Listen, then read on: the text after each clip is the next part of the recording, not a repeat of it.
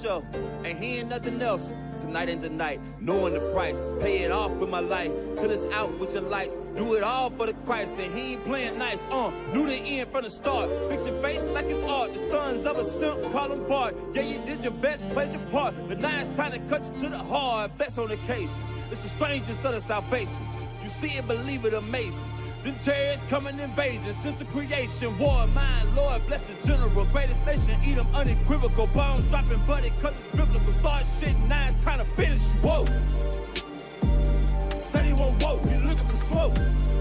So, we give him some more. We want the world, we breaking them down. Taking the kingdom, can't wait for the crown. We want the world, we breaking them down. Taking the kingdom, can't wait for the crown. It's the end of the world. And the beginning of ours. It's the end of the world. And the beginning of ours. It's the end of the world. And the beginning of ours. We want the world, we breaking them down. Taking the kingdom, can't wait for the crown. It's the end of the world. I can't wait for our kingdom to start and for there to be finished. Get rid of all of their idols and lying religions. Look for the crown like an Edris. Hey, this that crown talk. Wisdom of Solomon 5 talk. This that second Edris 6 and 9. We want eyes talk. It's your time to end. And my time again. It's our time to win. Away with the sin. You know what it is. Rejoice with my kin. See, that is why we repented. Golden streets, I can see myself in it. The city is bright. The kingdom of light. A wonderful sight past the angels, the inner light. I need 1,000 years of labor. Sit on my throne with my savior. Try to know wine, Prince alone. He bring pain like Major. You think the nations is equal to us? TK Kirkland, who raised you? Flex on occasion, my God a racist. That's why we moving with patience. It's been a long time coming. I spent my whole life running. Now that I'm 10 toes down and established my faith on 100. Woe to the nations, my king will race them. You know they gotta be punished. Jeremiah 25. Yeah, you know they gon' fry. Whoa. Said he won't woke, he looking for smoke. So, we give him some more. We want the world, we breaking them down. Taking the kingdom, can't wait for the crown. We want the world, we breaking them down. Taking the kingdom, can't wait for the crown. It's the end of the world. And the beginning of ours. It's the end of the world. And the beginning of ours. It's the end of the world. And the beginning of ours. We want the world, we breaking them down. Taking the kingdom, can't wait for the crown. It's the end of the world.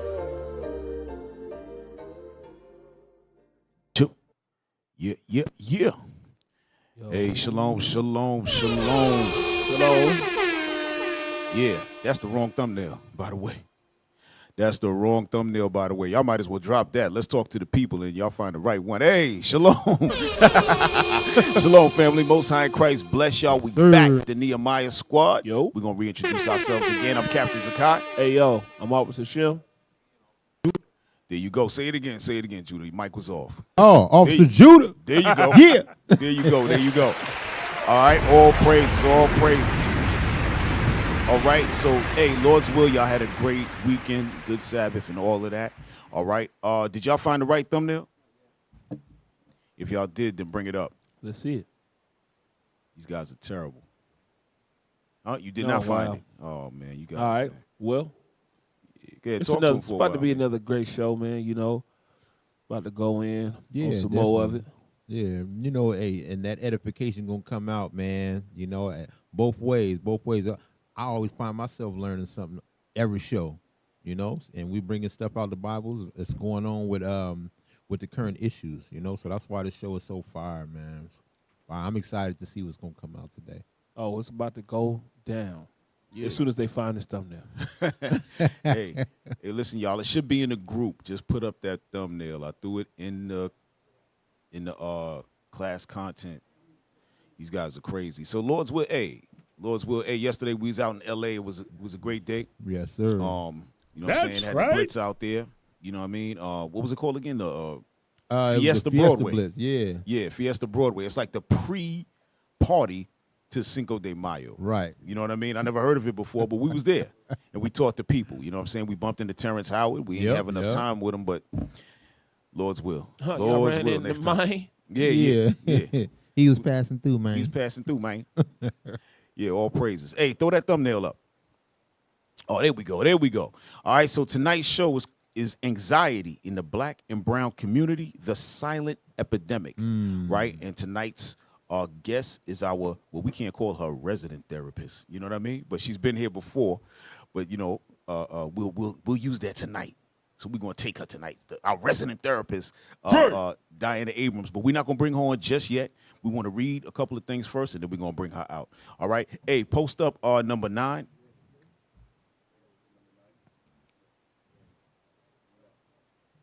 All right, so we're gonna read this, and then the next one. Go ahead, officer. Barriers to mental health care. Section Barriers to mental health care, paragraphs 1 through 4.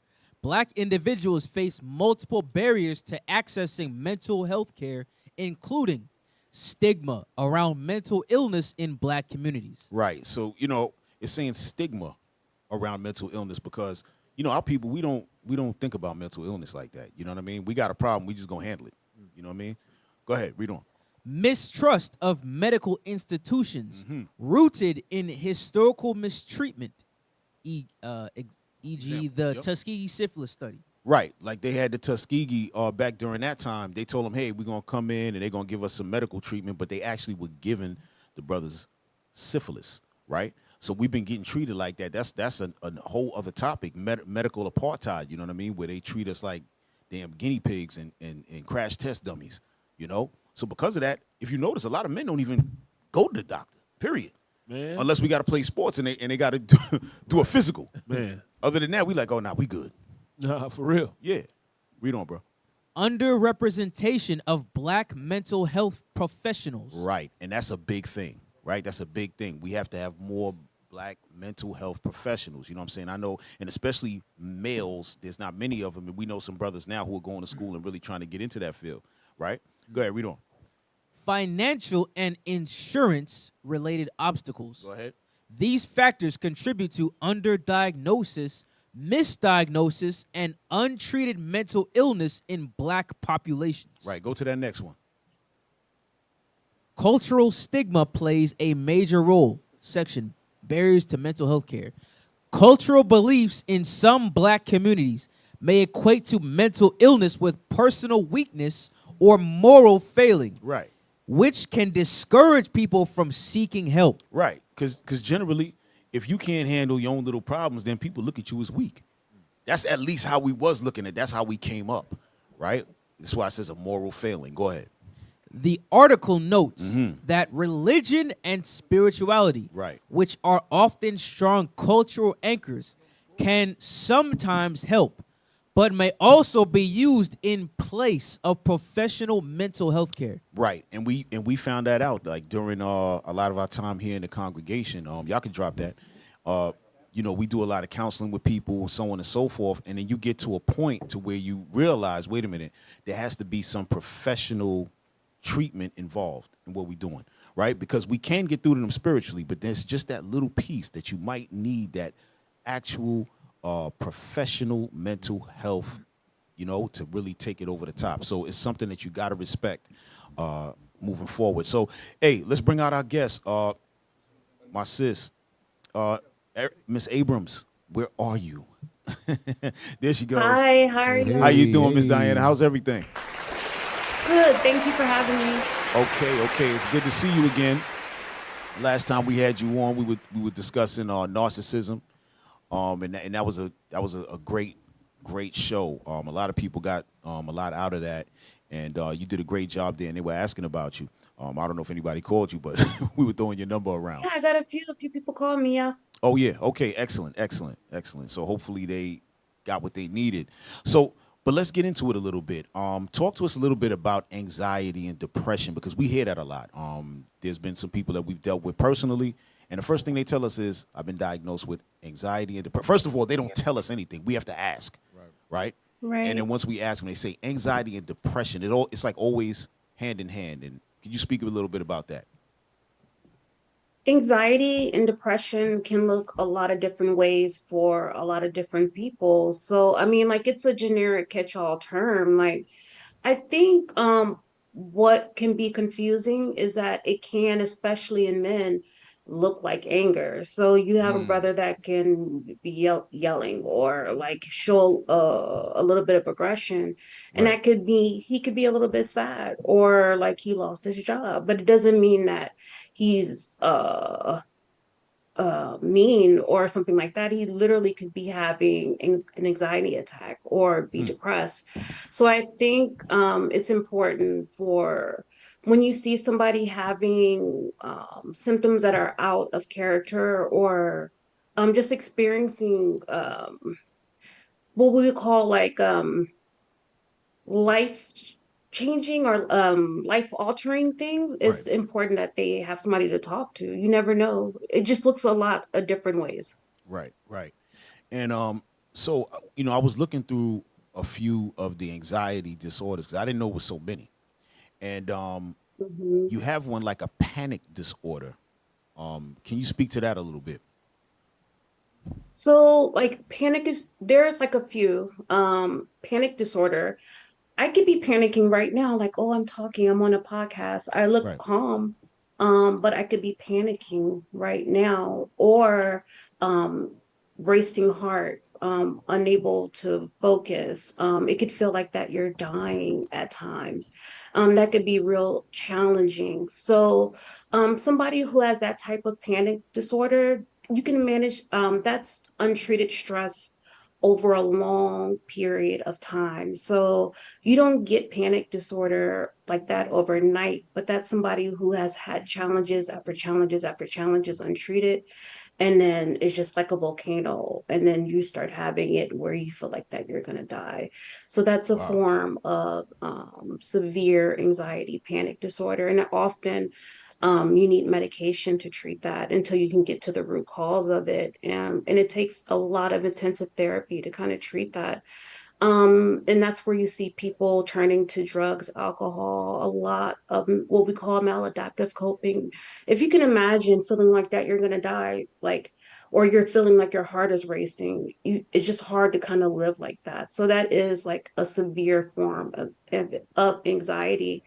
Sometimes that there is a lesser form of that where you can feel on edge all the time. And again, it can look like you're always irritable, you're angry, but you're not angry, you're just really anxious, on edge, you're worried. And so that's another form of anxiety as well. Mm. Yes, sir? I've heard that like anxiety attacks feel like heart attacks. Like they feel like a real heart Hmm. attack. You really think you're gonna die. It's crazy. And so what would be the difference between, say, that and just being nervous, right? You know what I mean? And I'm asking because a person might be nervous. Let's say you, like you said, you coming on a podcast or a person's getting ready to do some kind of stage performance, right? And because we all been there, right? Like in terms of like maybe playing sports and stuff like that. And then right before the game, you get butterfly. It don't matter how Yeah. many games you played. Yeah. It happens every time, right? Same thing with like, and I like to bring out boxing because boxing is it's not really a team. I mean, it's a team. You got guys behind you, but when you're in the ring, you're by yourself. Yeah. And there's a rush, but you still perform. So what happens between the point of being nervous and then it turns into that anxiety, like that panic attacks? Is there a correlation, or is it just, you know? Well, you need anxiety to live. Right. Like, Okay. if we didn't have anxiety, we wouldn't be here on earth. Like, Right. anxiety is when a bear is chasing you, you know when to run. Like, it's a form of self-preservation. And Right. so the Right. difference is like, is it manageable? Like, you shouldn't wake up thinking a bear is chasing you, or like, it's like, on a physical level, like it's hormones being leaked into your body. Like, so like the science part of it is like, is it controlled or is it uncontrolled? So is it manageable, I should say. Right. So if you are going to school, like if you have social anxiety, which is a form of anxiety where you get nervous in crowds, like some people can feel like they're going to pass out, or they never leave their house because they can't manage crowds, like but it's manageable for some people. They can feel a little nervous and see their buddy and be like, oh, I feel a lot better. I was nervous, but I see my buddy over there and I can like manage. But for some people it's unmanageable. So I think that's the difference, where like we all have anxiety, but we manage it. Like Right. I might be a little bit nervous right now, but I can manage it. But when it's unmanageable, I think that's the difference. Right. I was thinking like, because I can relate to the sports thing. We could take any sport, right? And the thing, like right before, let's say right before a fight, no matter what, no matter how much I've trained, I get anxiety. What makes me deal with it well is I'll start to think about my training. I say, okay, I did this. I ran. I'm in pretty good shape, so I'm gonna be all right. But it's so many things going on in your mind, and like you said, if you see my face, I look calm and confident. You know what I'm saying? But then once the bell ring, it's no room for it. It's action time, right? So what I find is when people are in long anxiety and the bell never rings, you know what I'm saying? So like you got a brother that lost a job and he's like, well, I don't know what's gonna happen this week or that month. You know what I'm saying? It's been going on for months and months and months, and he's stuck in that long lasting anxiety is where it turned into something else where it's no action. And I see a lot of people that deal with depression and stress, they have to stay busy. They have to stay busy or else they're going to start to feel it, you know? Right. Sis, is that agoraphobia? Is that the same thing? Am I saying that right? Like social anxiety, agoraphobia, like when you're afraid to leave your house, that's something a little bit different. Social anxiety is just when you might be afraid of, like, agoraphobia is like when you literally can't like leave the home because you have a fear of like leaving the house, which is like a little bit different. But like social anxiety is like when you can't go to the store because you're just like afraid of people, or afraid of like the store clerk or people seeing you or being judged. Social anxiety is like a wide range of thoughts people might have about why they won't leave the house, like self-consciousness or things like that. Agoraphobia is literally like you can't make it out the house. Wow, that's heavy stuff. I just want to bring it up for a second, just so the people can see the actual meaning of it. Because when you said social, I got the echo going. When you said social anxiety, I thought that's what it is, but this is probably a little bit worse, obviously. Go ahead, officer. Just read that, please. This is agoraphobia. Agoraphobia is an intense fear and anxiety of being in places where it is hard to escape or where help might not be available. Agoraphobia usually involves fear of crowds, bridges, or being outside alone. Right. So let me ask you this, and so this leads us into something else, right? Because this kind of reminds me almost like you getting into it. Y'all can drop that, brothers. This kind of looks like almost like a PTSD thing, right? So for instance, if you grow up in in a kind of a rough neighborhood, right? You get into a couple of skirmishes or whatever it may be. Maybe you're in a gang, maybe you're, whatever, just rough. Now you're kind of nervous to go certain places because I notice when it says where it's place where it's hard to escape, right? And I don't know if that's a physical escape or mental escape, but I remember being younger and growing up where I grew up, and every time we would go someplace, we'd be trying to figure out where's the exit. That was a big thing. Before we get there, we were driving around. Okay, yeah, this street, we got to go here, go there. Like this was a whole map out. And and really, when you think about it, it's like a PTSD because you go through so much stuff that now it's like constantly in your mind. Although you're thinking you're sane, you know what I mean? Yeah. You're thinking you're good, but really there's something traumatic happened that puts you into this lane, so to speak. Is that a real thing? We talking about just PTSD in a normal so-called neighborhood environment, that kind of thing. Are we talking about PTSD in the context of anxiety? Yes, if that's a thing, right? Because you tell us. I'm just saying, like I'm seeing it from one extreme to another, and when I see the fear of going outside, the fear of escape, that kind of reminds me of how we came up. Now I wouldn't think of myself as having any type of anxiety, but maybe it was that. You know what I mean? But PTSD, post-traumatic stress disorder, it's like all of those things. Like it can cause depression, got it, anxiety, like, so it's a disorder, which it can cause many things. Like, so if you have a trauma, so PTSD is like when you have a trauma, and it can just cause a lot of things to happen to you. It can make you afraid to go to certain places. It make you have nightmares. It make you depressed. It makes you anxious. It can make you have like nightmares. So that's why it's so insidious, that trauma, like it can make you have all of those things, anxiety, depression, like so yes, you're exactly right about that. Right. Hey, you had something? Yeah, I want to pull up the definition of anxiety because it was Yeah. because I think a lot of us deal with it on a day-to-day basis. It's more Right. common than we would think. So when you just type in anxiety, that this AI definition is good, right? It kind of breaks it down pretty well. So if you could pull that up. Yeah, and then I can't really see because the light. Yeah. Right. Just That's anxiety, right there. No, but read that. Anxiety is a normal human emotion characterized by feelings of worry, nervousness, or unease. Right, we've all felt that in different situations, right? So watch this part, read.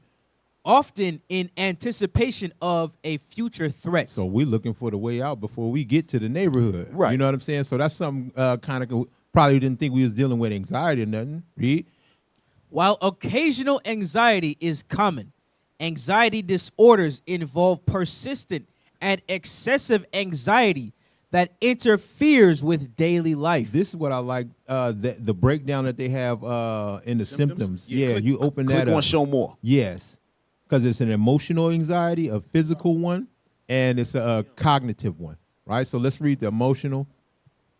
Emotional, persistent worry, fear, dread, and apprehension. Right. So guess what? Persistent worry, that goes into stress, fear, dread. Read on for the physical.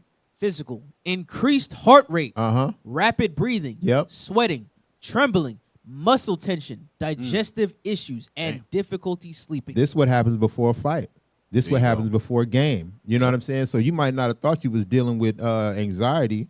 You say, well, this pre-game jitters or whatever, right? That's what they call it. Yep. Read the cognitive. Cognitive, difficulty concentrating, racing thoughts, and intrusive negative thoughts. Right. So am I going to lose? Am I going to die? You know what I'm saying? You don't know. So all these things happen when you're dealing with anxiety, right? If it's long lasting, it can take you somewhere, you know?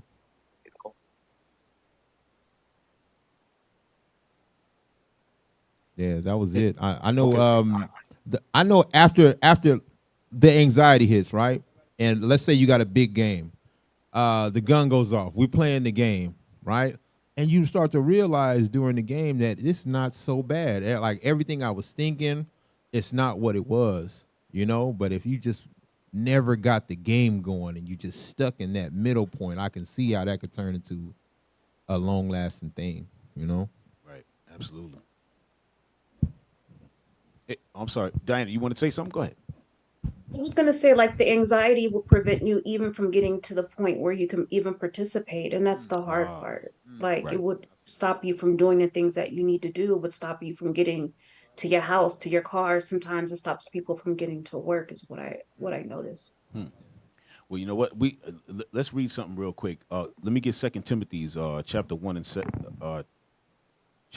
verse 7. Right? Because a lot of this is dealing with fear, right? Anxiety, fear. We've seen a lot of this. And one thing we read earlier was that spirituality, they say religious spirituality, sometimes takes the place of the professional help that's needed, right? But a lot of times the spirituality or the spiritual help does give a significant amount of help because it gets the person grounded, right? And makes them know, in our case, what's your heritage? Where are you from? What does the Lord require of you? You know, and so something like this helps a lot, right? Go ahead, read that real quick. 2 Timothy chapter 1 and verse 7. For God hath not given us the spirit of fear, but of power. Right. So the Lord don't give us the spirit of fear, but of power, right? So we read these things to what? Build ourselves up, build our strength, build our spirit. Go ahead. And of love. And of love. Go ahead. And of a sound mind. And a sound mind, which is very important. We have to have a sound mind. So if a sound mind means we got to keep reading these scriptures over and over to build our spirit, and then we got to go see Diana, you know what I'm saying, once every other week, right, to get us grounded. That's what it takes. right? Give me that thing in Sirach 38 real quick, and this is important because we have to have respect in our 18, verse 18. 38, 18. Let me see if 34? that's no. I want chapter 38. Oh yeah, 38 and 18. Yeah. Is that what I want? Driving far from you, right? Oh no, I don't want that one. I want something else. We're gonna get there. Go ahead, read on verse 1. This is the book of Ecclesiasticus, chapter 38, verse 1. Come on. Honor a physician with the honor due unto him. Right. So we know, and Ms. Diana, we know you don't call yourself a doctor, right? But you still do some work and clinical work. So we gotta, But what this is saying is honor a physician. So we're gonna honor the fact that you're a therapist, and that's to be honored. That's why, because the Lord gave you certain understanding of psychological issues, so on and so forth, that you be able to help the people. Right? Go ahead, read on. For the uses which ye may have of him, for the Lord hath created him. Right, it's saying him, but it's talking about her too. All right, just written in a masculine form. But this is why we are to honor physicians. Like, go to the doctor. Seek help. Our community, and obviously you're from our community. You know how it is. This is not a thing. Even now in 2025, it's still not a thing that people say, okay, I got a mental health condition. Right. It's now starting to get to the point. Now we got some brothers that we know actually going to school to become therapists. Like, it's a real thing. Me personally, I just started, and I always say this, I just started taking this stuff seriously maybe a few years ago, and a couple years ago, for real. Before that, everybody just want attention. You acting crazy, you want attention, So we definitely want to bring that out. But we're going to read one more, and then we're going to get right back to you. All right? Now give me 18. Verse 18. For of heaviness cometh death. Right. And the heaviness of the heart breaketh strength. Right. So the heaviness of the mind, it does what? It breaks your strength. And that's how come the people can't, like Officer Judah was saying before, it seems like they stuck. They can't get out of that area. Why? Because that heaviness is just breaking them. There's no way for them to escape that. All right? Go ahead. In affliction also sorrow remaineth. Right. Jump to 20. Verse 20. Take no heaviness to heart. Go ahead. Drive it away.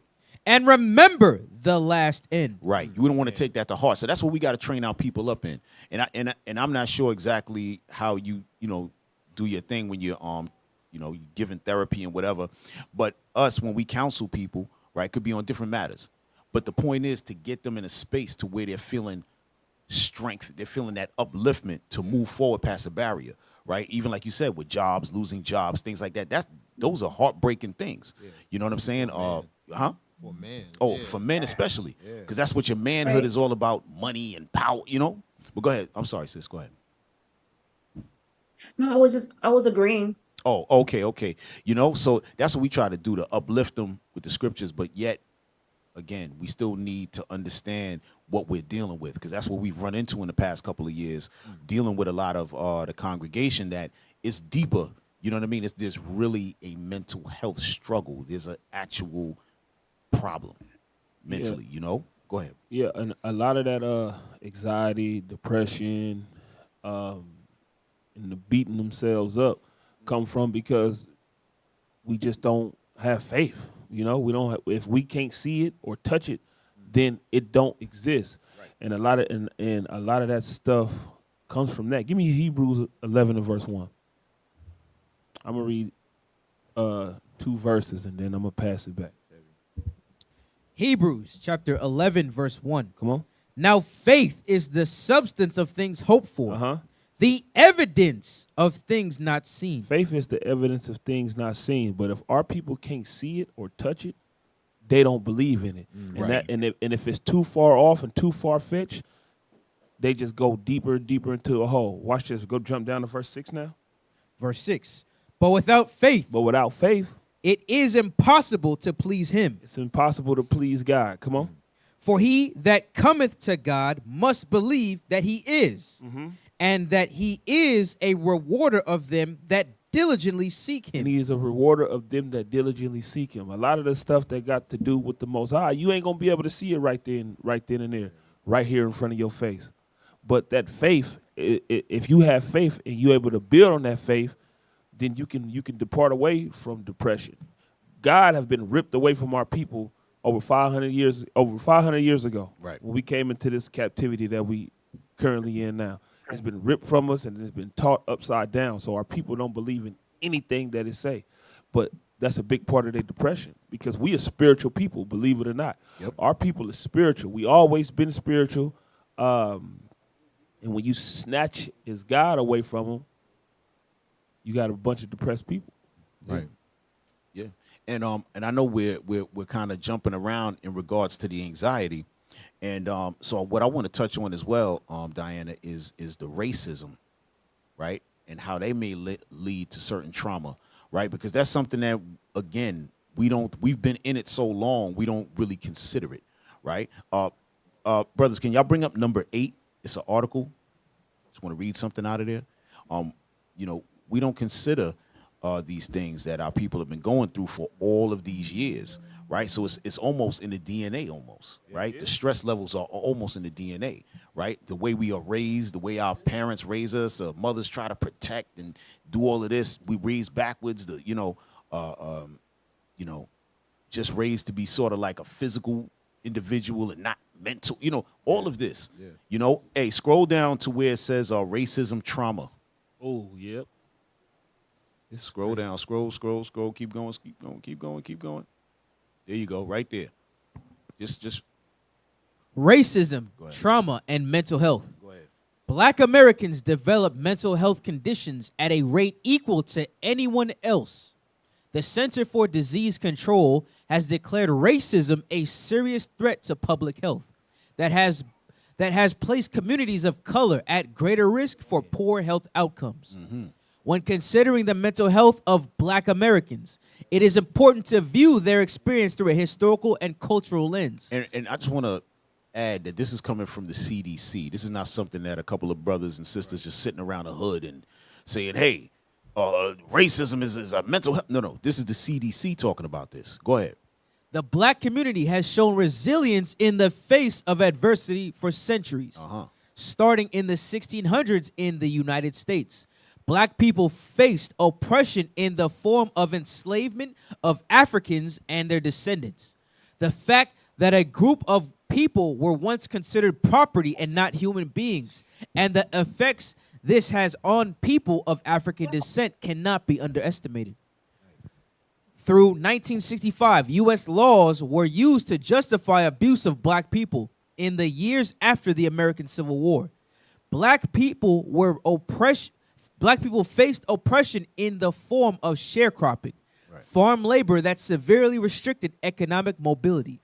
They faced segregation, enforced and legalized separation from housing, healthcare, and other services. Go ahead. Racism today is often more hidden, but it is still dangerous. Mm-hmm. It exists in the form of reduced access to housing, healthcare, and education, and increased incarceration.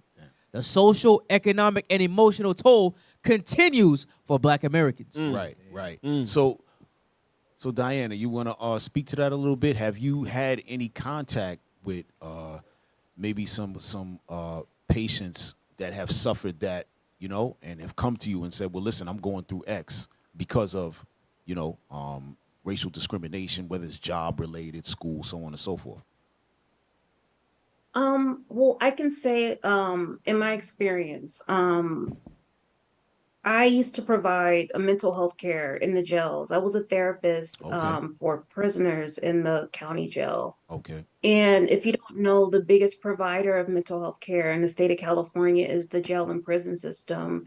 And you kind of can see the result of the lack of mental health care. When people are not getting mental health care, it often becomes criminalized, meaning that when people are not getting the help and care that they need, it often becomes a criminal thing. So if it's untreated, then what happens? People often end up in jail, unfortunately. Right. So I think that's a form of like latent racism in itself, that the only way that you can get health care is if you end up in prison. The only way you can talk to me as a therapist is that if you end up in jail, which I think is terrible. Right. Another thing is not, I think it was mentioned at the top of the show, is that there's not enough enough Black clinicians with cultural competence, meaning Right. that There you go. what I mentioned is that a lot of people um, automatically are fearful of Black people or don't want to work with Black people. So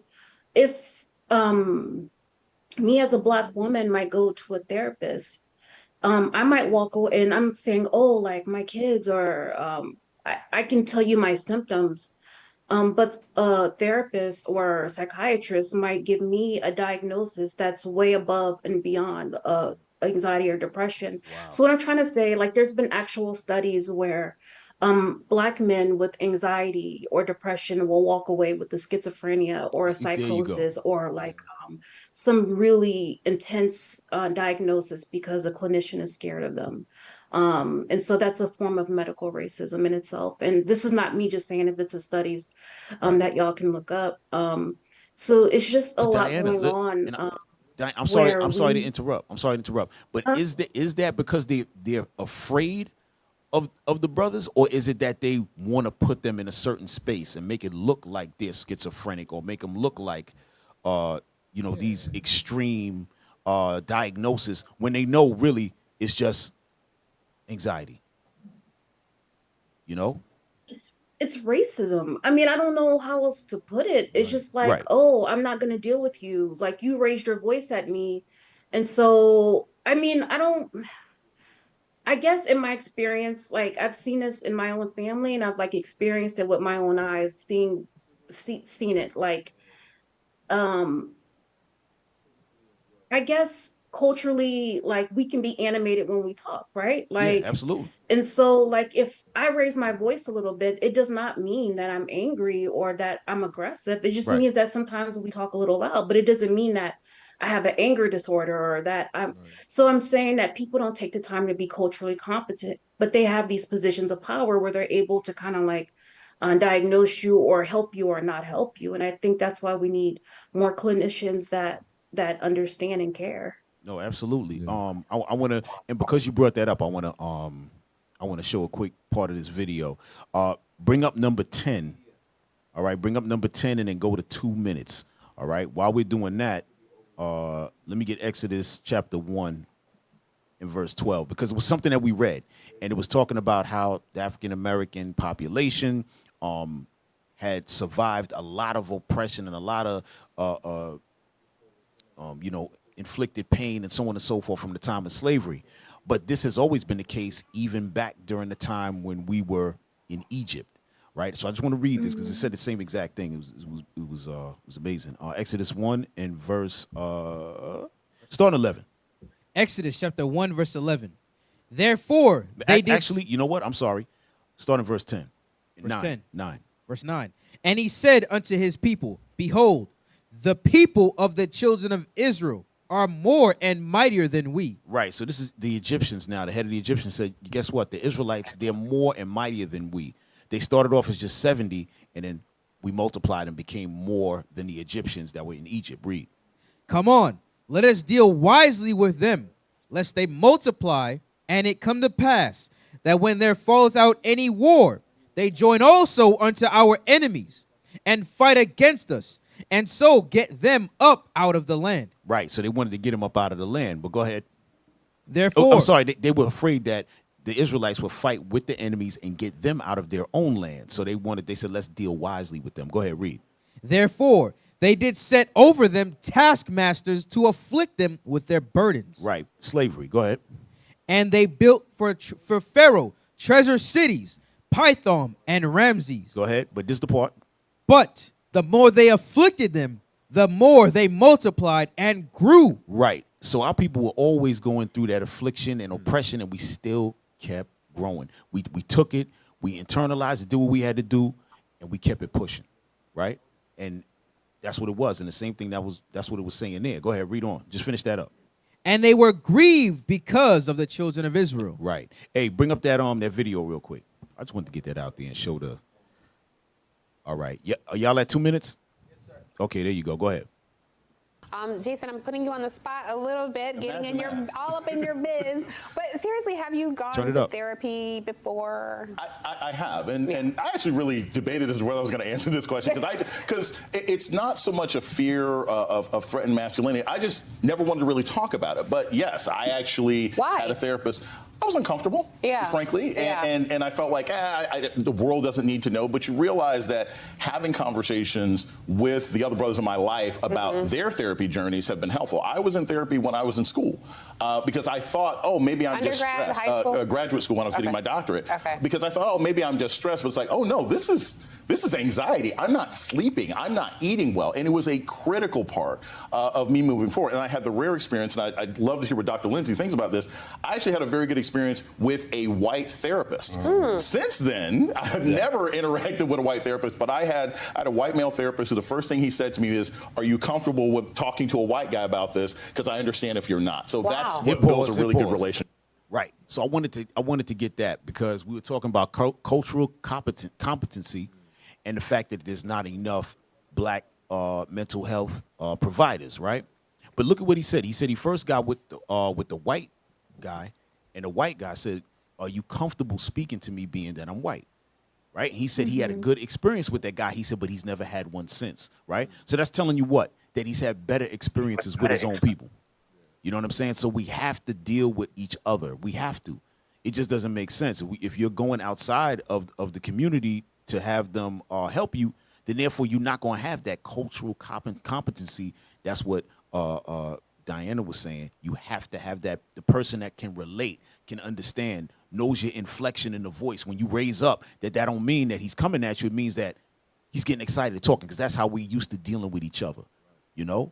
But go ahead, Diana. I just wanted to show you that, this, back up what you were saying, in regards to the cultural competency, Yeah, I just wanted to stress the point that the biggest provider of mental health care in California is the prison system. And I think that says something that has to change. There has to be more of a push to address things like anxiety and depression and make it more of a easier thing to talk about. It's not like a weakness or something to be ashamed of. And to start early, so it doesn't have to be something where it's a panic disorder. You just don't have to be panicked or a heart racing. And I mean, that could happen, but you don't have to get to that point before you have to talk to somebody. We should be addressing it. But like you were mentioning, unfortunately in our communities, we do have a lot of different stressors, like financial, like PTSD, a lot going on. So I think hopefully we can start to see a change where all of our mental health issues can be addressed. We just need more help, more clinicians. Right. That prison system is very, very heavy. Yes. We spoke with a few brothers in the prison, and at that point they have made their mistake. And now they're realizing, okay, well, this what I was going through. That's what I was, and now I realize why I did this, that, and the third. And they're getting the mental help, like you said. We're doing mental help right there. But if we could do that preventative, before they've made their mistake, it could be very impactful for the culture as a whole. It's a tough thing to deal with. It was tough to see the brothers say, because usually you would go in there, or the way we deal with our people mostly is to inspire, show them the commandments, show them they have hope. But then you're dealing with incarcerated men who probably are not going to get out, who have made their mistake. You can't talk about, things getting better or hope. All you can deal with is the mental trauma that they've had prior and present. So it was a little different swing. So I was feeling that. Right. And Diana, how would you go about trying to fix that issue, right? Because like Officer Judah was bringing out, we would like a preventative type of scenario, right? But how would that happen? Would that be we're going to put therapists in schools with kids at a young age? Yeah. Because we always laughed at that when we were younger, and there would be a young white kid talking about he went to go see his therapist or something like that. You watch that on TV, what the hell are you talking about? You're 10. Right. You know what I mean? But is it something that we should consider, is what I'm saying? Is it something we can trust? This is I don't like this is a deeper conversation, but I noticed like for our young Black boys, I have one son, I only have one kid. He 18 now. Okay. But it was a struggle. And I noticed the push to criminalize young Black boys for them having emotions, like normal emotions, like feeling excited or getting sad. And it was like, oh, and so I think, what is that about? You know what I mean? Like, to, and I think the emotions of young Black men and boys and girls too, but I noticed this more strikingly with young Black men, that they're criminalized at a young age. And I say criminalized intentionally, which I mean like, oh, we're gonna put them in timeout and take them and do something to them when they're upset. And I'm just like, oh, what is that about? And that's disheartening and it's scary a little bit. So I feel like there needs to be more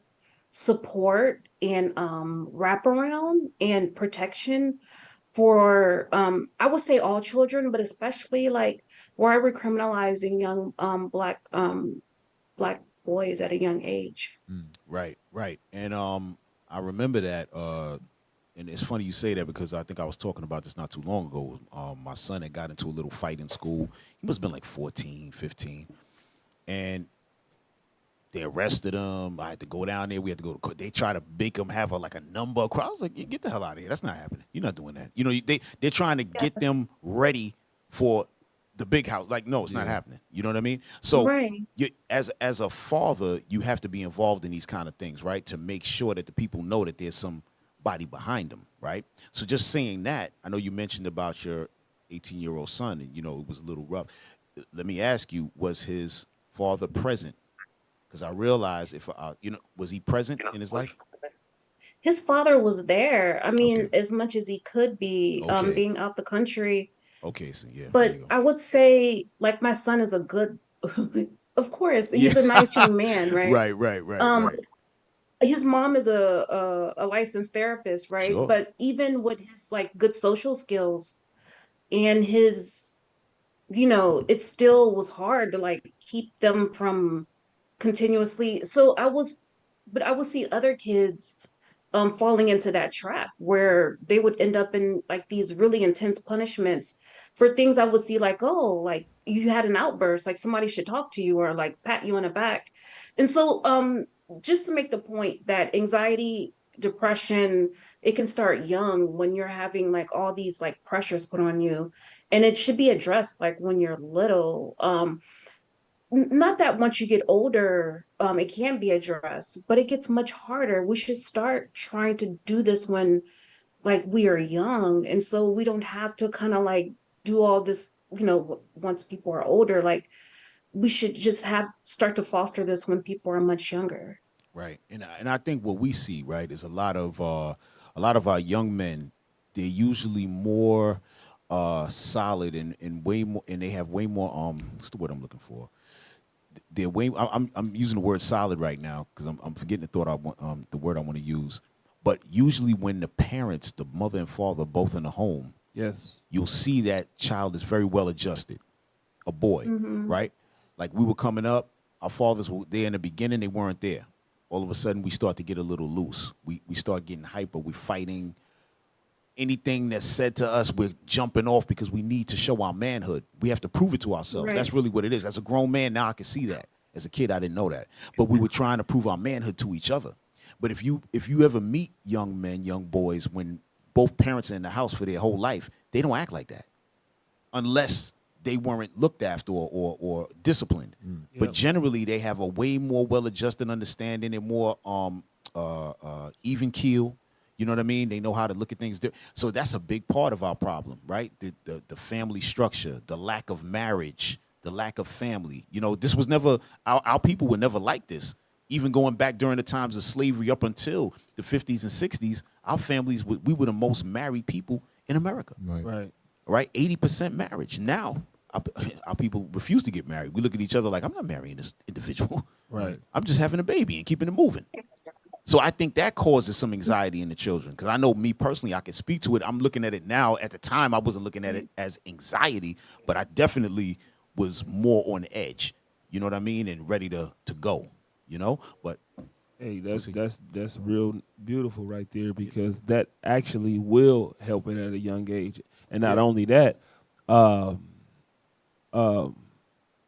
being together while parenting our children. That's right. Get Zephaniah 2 and verse 1, and then Sirach 30. And we're going to give it right back to you. I'm going to give it right back to you, because if we live our lives as individuals. Right. And most black and brown people, they at a point to where you can't say nothing to my child. Don't say nothing to my child. That's Right. my child.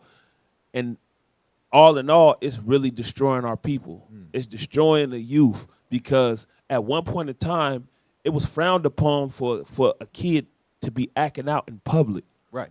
Because why? They were banned of doing those type of things. Why? Because that man over there across the street will beat your behind. Right. The woman down the street will beat your behind, and they'll take you to your parent, and you couldn't act like that around nobody. Right. Nope. Because we was all parenting our policing our neighborhoods and our children ourselves. But read that.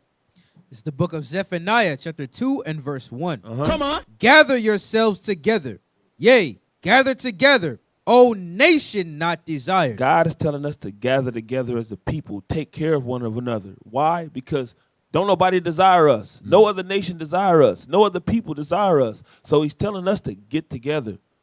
Love one another. Love thy neighbor as you love yourself. Take care of each other's children. Make sure that they won't get that stigma put on them. Right. We gotta do this thing as a community. We gotta raise these kids as a community. Absolutely. To where if my kids go to Cap, they're gonna act with him the same way that they act with me. Right. They go with Officer Judah, they're gonna act the same way at his house that they're gonna act with me, and vice versa. We have to come together with that thing. I'll just leave it there. Go ahead, you can give it back. I'll give it back to sis. Yeah. Go ahead, sis. I'm sorry. We had to jump in there, Well, I think the question is just like, how can we help like our Right. community a little bit Right. more address like mental health issues? Right. I just think again, just like having more culturally competent therapists, psychiatrists especially. And I think the brother who was saying like not having somebody who's culturally competent, you can't always have a Black therapist or a psychiatrist, but having people who do understand the culture, that's the best that we can get. And I think that's good too, if you can get it. Who says who? And Who but us? Who else is going to understand it? We got to get a. I mean, yeah, but No, when I say, listen, I'm saying somebody from the neighborhood. So when I'm saying Black, I'm talking about Hispanic people. You understand what I'm saying? Like right. that is to me okay, because we from the same earth, right? But I'm not saying that a white what is it, psychiatrist or psychologist can't do the job. But when you're talking about a cultural understanding, that's deeper. That's right. from the mud. Like, okay, we knowing how we interact with each other is very serious. It's very, very serious. So I know as a professional, you wouldn't say, hey, only see this, because I'm pretty sure different people of different nationalities may even come and see you. Let's say they like the way you're dealing with them. They're gonna come. You know what I'm saying? But we're talking about a certain type of anxiety that's happening amongst our people due to racial trauma, so on and so forth. We can't go see. No, we can't go see the enemy. We can't see them. Right. They're not going to help. I just think I don't want to discourage people though from getting help, because I think you can't always see somebody who looks like you. So I guess I just feel real strongly about this. Like, I think you want to get mental health care. You can't always see, like, I know, like, for me myself, like, I have a waiting list, like, sometimes. And I think, like, I just don't want to discourage somebody from getting care because they can't find somebody who necessarily don't look like them. So that's my only thing that I'm putting out there. Like, I want you to get the care. And I think that you can be use your discretion about like cultural. And I think if that's the first thing that you want to look for, somebody who shares your same like racial identity, like, I think you should do that. But don't let that prevent you from getting the care that you need. I'm just going to put that out there. I feel really strongly about that. So Diane, is that more availability based, saying like there's not as much of our people doing mental health. So if you can't find someone of your culture, don't not get the exact help. So like if there's not many black doctors, I would love to have a black doctor, but I'm probably gonna end up with an Indian one or a Chinese one. That's what's out here. You know what I'm saying? Mm-hmm. And I can't be in a position to say, well, if I can't have a black doctor, I'm not going to the doctors. So that's what I'm trying to see if that's what you're saying. As far as it an availability thing. That was a question. You asking me? Yeah. Yes. Oh, yeah. That's exactly what I'm saying. So, if you have to choose, and this is a point too, if you are dealing with community mental health, you don't have a choice about your therapist a lot of the time. You have to like go with who is chosen for you. And I just don't want people not to get the care because they go to their local clinic and they're put with person ABC. I just like to think that I was trained up in clinics where people were trained to be culturally competent as much as they can. It's not a perfect system, community mental health, like it's not. But for the most part, people are trained to be culturally competent, and it's not a perfect system, but people need the help. So like I hear what you're saying, but I think like don't skip out on help if you need it. And I think if you're private pay, which is expensive, you can kind of pick and choose who your therapist is. But like typically, if you're low income, you don't get to choose. You have to like really be on the list and just get who you can get. Yep. And you know what? You're not the only one who said that. Actually, the clip that we watched, the brother that was talking, the one who was not talking right next to him, he actually said the same exact thing that you said, that he would at least implore everybody to go get care even if they can't find their own. Because I think it was the same thing. It was availability in regards to who you could find that's amongst your culture, right? And ethnicity. Go ahead, read that. In the U.S., the majority of physicians identify as white, 65.6%, followed by Asian physicians, 18.1%, Hispanic or Latino physicians, 8.9%, and Black or African American physicians, 4.7%. That's kind of strange. I would think it would be more than that. That's weird. Yeah. You know, I didn't know it was that small. You know, and the weird thing about it is because we've had a lot of doctors in history that have done some great things in the United States of America. You know what I'm saying? So you would imagine. But that's because of what? How things are marketed to us. We'd rather go play basketball. You know what I mean? We'd rather go play sports and rap, rather than become a doctor, which is a excellent profession. But this just shows what we're up against in regards to finding a doctor who's culturally competent. You know, I mean, this is just a small thing. This is not actually a therapist, but still, it gives you a kind of an outlier to what we're looking at. Hey, bring up number 11. All right, and we're gonna be dealing with this is Taraji P. Henson. I know you know her, right? An actress, Taraji. She's like, yeah, I love her, right? So Taraji says that she's suffering from depression and anxiety, but she's speaking obviously from the perspective of a black woman, right? Although she's famous and well known, she was saying that there's still an issue for her, right? So, but there's one thing she brought up. Go to 2 minutes and 30 seconds once you guys bring it up, and we're going to discuss this after she's done speaking. I just want to get your take on what she says. All right, 2 minutes and 30 seconds, brothers. If y'all want to start a little bit before that, that's cool. All right, video number 11. You know, you're not allowed to be human. That's a lie. We hurt and we're suffering. When you think about the trauma the African American community has been through since we've been brought to this country, we have not dealt with that. And then you get to these microaggressions that are happening right in front of our faces every day on television. Women's sons are being taken from them for no reason at all. And through that, we still have to be strong. How fucking dare you? How dare you? How dare you put that on me? I felt pressure to be strong as a black woman in Hollywood because I kept hearing that term. Everyone kept stay saying, right there. So she said she felt pressure to be a strong black woman in Hollywood. But in reality, she's feeling that pressure, period. Yeah. Because that's what's been out there for the longest time. Strong, independent black woman, and regardless of Hollywood or wherever you at, right? So she's saying she felt that pressure, right? Just take it back a little bit, because I just wanted to get right there first, because it's going to come home to the point. Go ahead, hit play. How dare you? How dare you put that on me? I felt pressure to be strong as a black woman in Hollywood because I kept hearing that term. Everyone kept saying, be a strong black woman, strong black woman. Then I realized that's a myth. It means that I'm some superhuman in some kind of way where nothing affects me, and that is so far from the truth. All right, hit pause, y'all. Hit pause.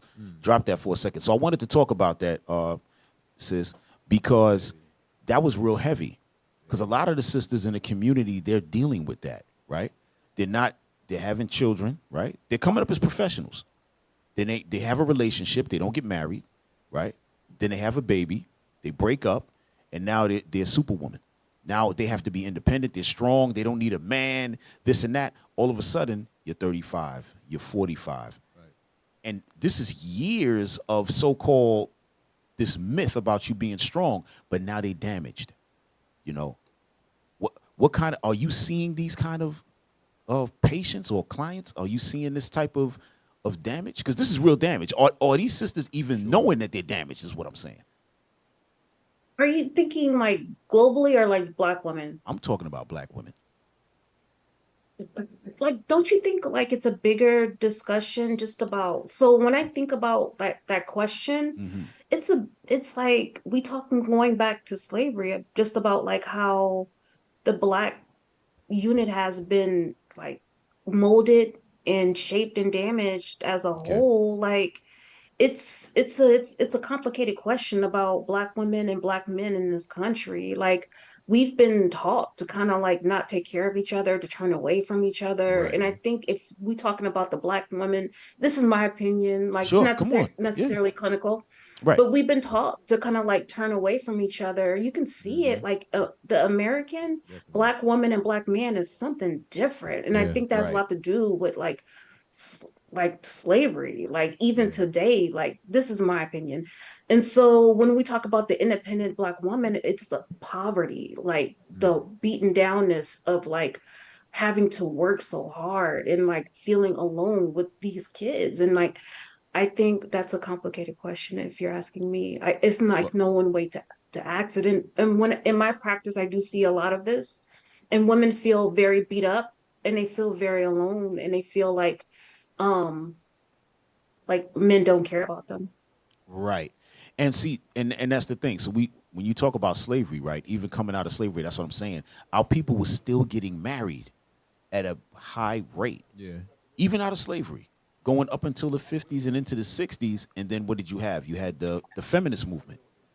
And that came in and kind of destroyed our people, because that's what it was meant to do. It was meant to destroy our people. Because before, when you had the civil rights movement, you had the man and the woman marching together. Right. The Black Panthers, it was the man and the woman together. Then all of a sudden, the feminist movement came in, and then you didn't see that anymore. You saw nothing. You saw black, and then you had what? You had welfare system, right? The man couldn't be in the home, right? It was a systemic racial attack on our people, right? So we understand that part. But now that they got into our minds and said, hey, listen, black woman, you are independent. You can do this and that. Right. I just wanted to know, how is that affecting our sisters, like, you know, as you see them, and how do you help that? Right. I know, you know, spiritually, we know what we do. We try to get the sisters back to getting married, right? Respecting the family again. You know, it's not just them, it's the men too, obviously. But we try to get to the sisters and let them know, okay, hey, you got to get married. You have to have that unit once again, you know? But just asking you clinically, we talking about the anxiety that comes with this, right? Of being alone. You know, that's more really what we want to talk about, you know? But that's where I'm going to say, like, the anxiety is not. I mean, this is from, like, talking to my colleagues, too, or people in my same, like I would say women that are my same education level, or and talking to women like maybe generally that I work with, like the anxiety is not being alone. No, the anxiety is being in a relationship and being emotionally and financially abused. Ooh, That's whoa. scary. Okay. Now we somewhere. Right. Okay, Miss Diana. Hold on a second now. You're saying that the woman being alone is less anxiety than being with the man and being abused financially? Like, how is the woman being abused financially? If her and her husband I are don't want to moving deviate together. from your topic of your No, show. I mean, this no. is anxiety provoking, I guess, but I guess and this is like my experience in talking to women and like in I guess my circle. So there's like an epidemic of men who don't work. Right. And then women who are high earners. Right. It's just like puzzle pieces for men who don't and it breeds contempt amongst men who don't work. And it just like it's an epidemic of that. I'm just like, oh. I would like to jump. I would like and when you get I would just like to say this, and I want to say why this is on topic, right? Because the things that we're talking about and the specific reason, because look at this, mental health is a broader thing than just black people, right? But what black or white therapists could understand the anxieties that we're actually talking about, for instance, like because let's say in white culture, they're not experiencing single parent households as we are. You know what I'm saying? So this is perfect on something. We are so-called black people talking about a so-called black anxiety, a black problem, right? So for instance, financial abuse from a man. Well, where do we learn that? We learn that from like movies like The Color Purple. Right? So now I've seen that the image of the black man is tarnished, and now women are afraid. That's part of anxiety, fearful, reluctant. You know what I'm saying? And now look at the black man, right? They're a lot of them not earning well, a lot of them not going to work. Why? Right. Because they're apprehensive to go out. They feel like they're going to be rejected, so on and so forth. So all those problems go back to anxiety. All of them go back to it. So we're talking about anxiety that we deal with. I definitely know you understand because we're part of the culture. No, you can teach a white person about black culture, right? But he has no idea what it's like to have to change his voice to get a job. You know what I'm saying? He has no idea what that's like. Or a white female therapist has no idea what it's like to have to change her hair for an interview. Right. You know, so culturally, they won't be able to understand these things as we. So that's why we talk about a subject like this. Not to say, yeah. Hey, Judah, real quick. And just on that point, that's a great point. Even Eminem, he came into the culture. He didn't change his voice at all. No. He didn't come in like, yo, this is Eminem, son. He didn't do none of that. Right. We was like, oh, there's a white boy rapping, right? We accepted that. He was himself. He never said the N-word. Right. He never did none of that. He was himself. But when we go to that world, we have to, we gotta. Hey, good morning. Oh, now with the advent of we gotta put on a British accent. Yeah. You know what I mean? Yeah. So that's how it is. I've been in those situations. I went to corporate America and I had to interview with a brother. So I walk in the room. This was a beautiful thing. Because it never happened to me before. So I walk in there, and he sees me and everything. You'll have a seat. And I start talking to him and everything. He was like, listen, relax. Stop this. Stop this, man. You like the Knicks, man?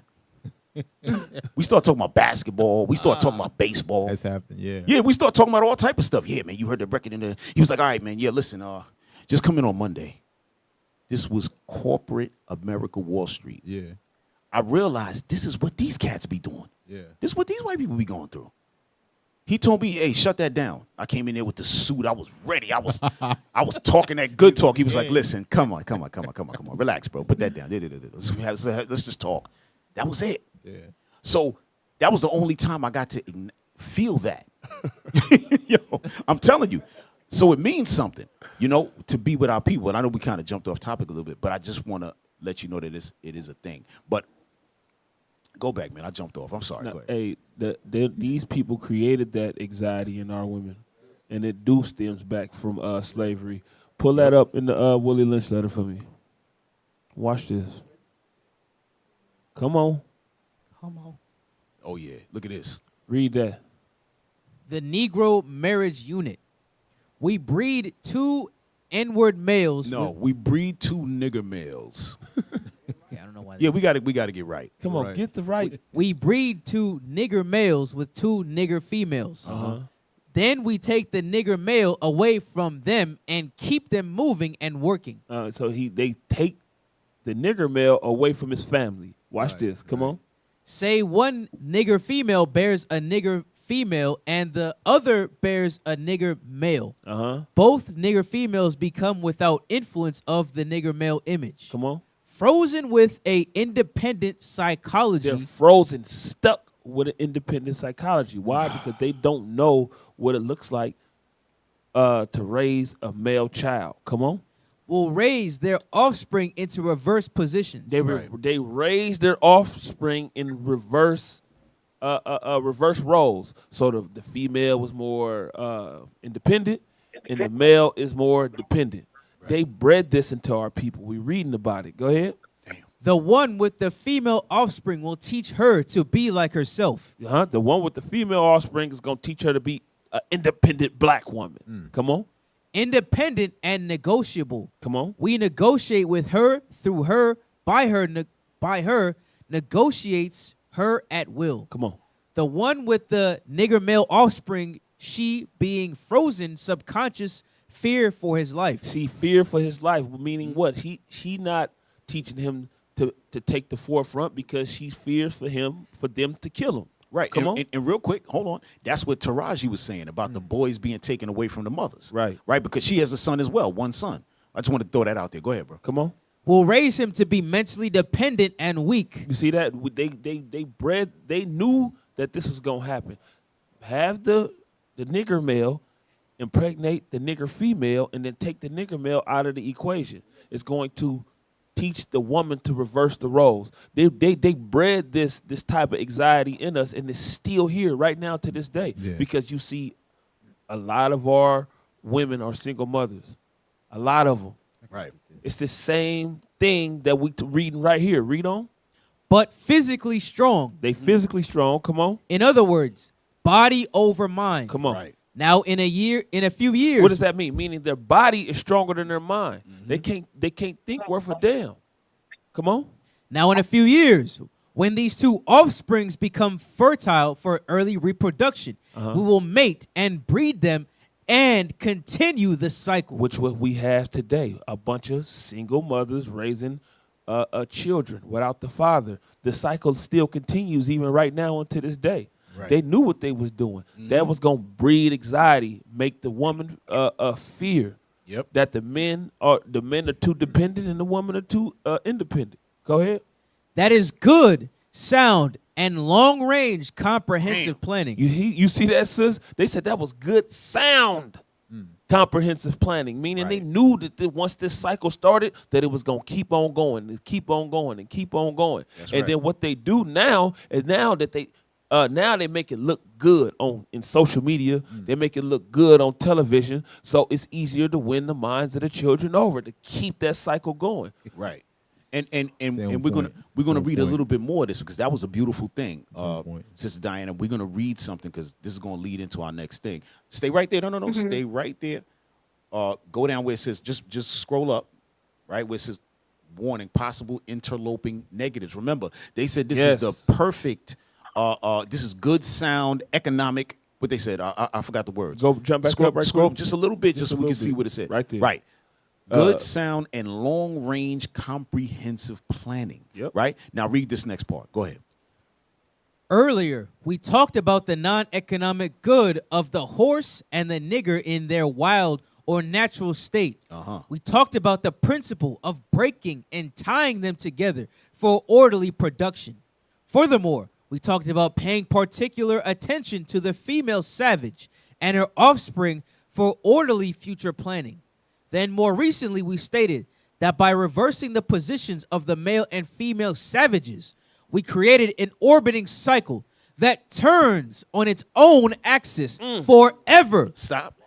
It says that Damn. this orbiting cycle that turns on its own axis forever, right? So just like Officer Shem brought out just now, that what? They knew this was going to be a perfect thing, just constantly going, right? But watch this. Unless a phenomenon occurred. Unless a phenomenon occurred, go ahead. Yeah. And Reset. Reshift. Go ahead. reshift the positions of the male and female savages. Right. Our experts warned us about the possibility of this phenomenon occurring. See, the phenomenon, right, that's going to occur, that has occurred is what? Is when we come into the understanding of who we are as a people, right? And we start to go back to this Bible and we start to say, you know what? We have to build our family again, right? That's the phenomenon. That's the only thing that can reshift and get things back in order, right?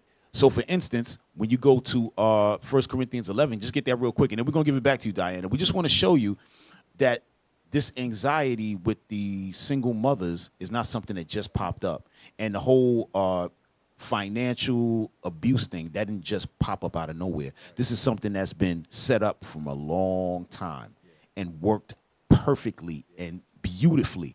You know what I'm saying? I'm saying beautifully. It's wicked. Yeah. But it was excellent. They did a great job. You know what I mean? And now we have to break that cycle. But this is how we break the cycle with the Bible. Because those same women that are out there going through that, when they come into the congregation, this is the medicine that we use. All right? Go ahead, read that. 1 Corinthians chapter 11 and verse 3. But I would have you know that the head of every man is Christ. Right. So we in that marriage, that man, right, his head is Christ, meaning he's taking all his orders and everything from what? The Bible. Go ahead, read. And the head of the woman is the man. And we let the woman know that the head of the woman is the man. There's a hierarchy in the family. Go ahead. And the head of Christ is God. Right. So you have God the Father, you have Christ, you have the man, you have the wife. Right. So we know there's a hierarchy there. And when we reset that to where the woman is not over the man, then guess what? Now that phenomenon is what? Is the Bible. Now showing us how we must move. We have a lot of marriages in the congregation just based on that alone. Right. When the man understands his position, when the woman understands her position, now that fight is over. We don't have to fight to see and fight for world supremacy. You know what I mean? It's a wrestling match, and then whoever wins the belt at the end of the night is the champion. No, we in this as a couple. We in this as a family unit, a marriage unit. But the man is the head. The woman is under him. And that's no disrespect to the woman. This is what the Lord set up. This is a divine order. You know? So sis, that's what we're saying. In terms of that anxiety, what we're saying in regards to how you deal with them, counsel them, how do you, because it's a real thing. Like you said, financial abuse. When I hear that, I say, damn. But you know what that's from also, sis? That's from the woman not knowing what kind of man to choose. Right? But the world is huge. Like, I hear what you're saying, like in your congregation, and it sounds like that y'all are dealing with training y'all men to kind of treat women a certain way biblically. Yes. Like, and y'all are not dealing with financial, emotional, like sexual abuse in any way. And I think wait, what do you mean? Coming in?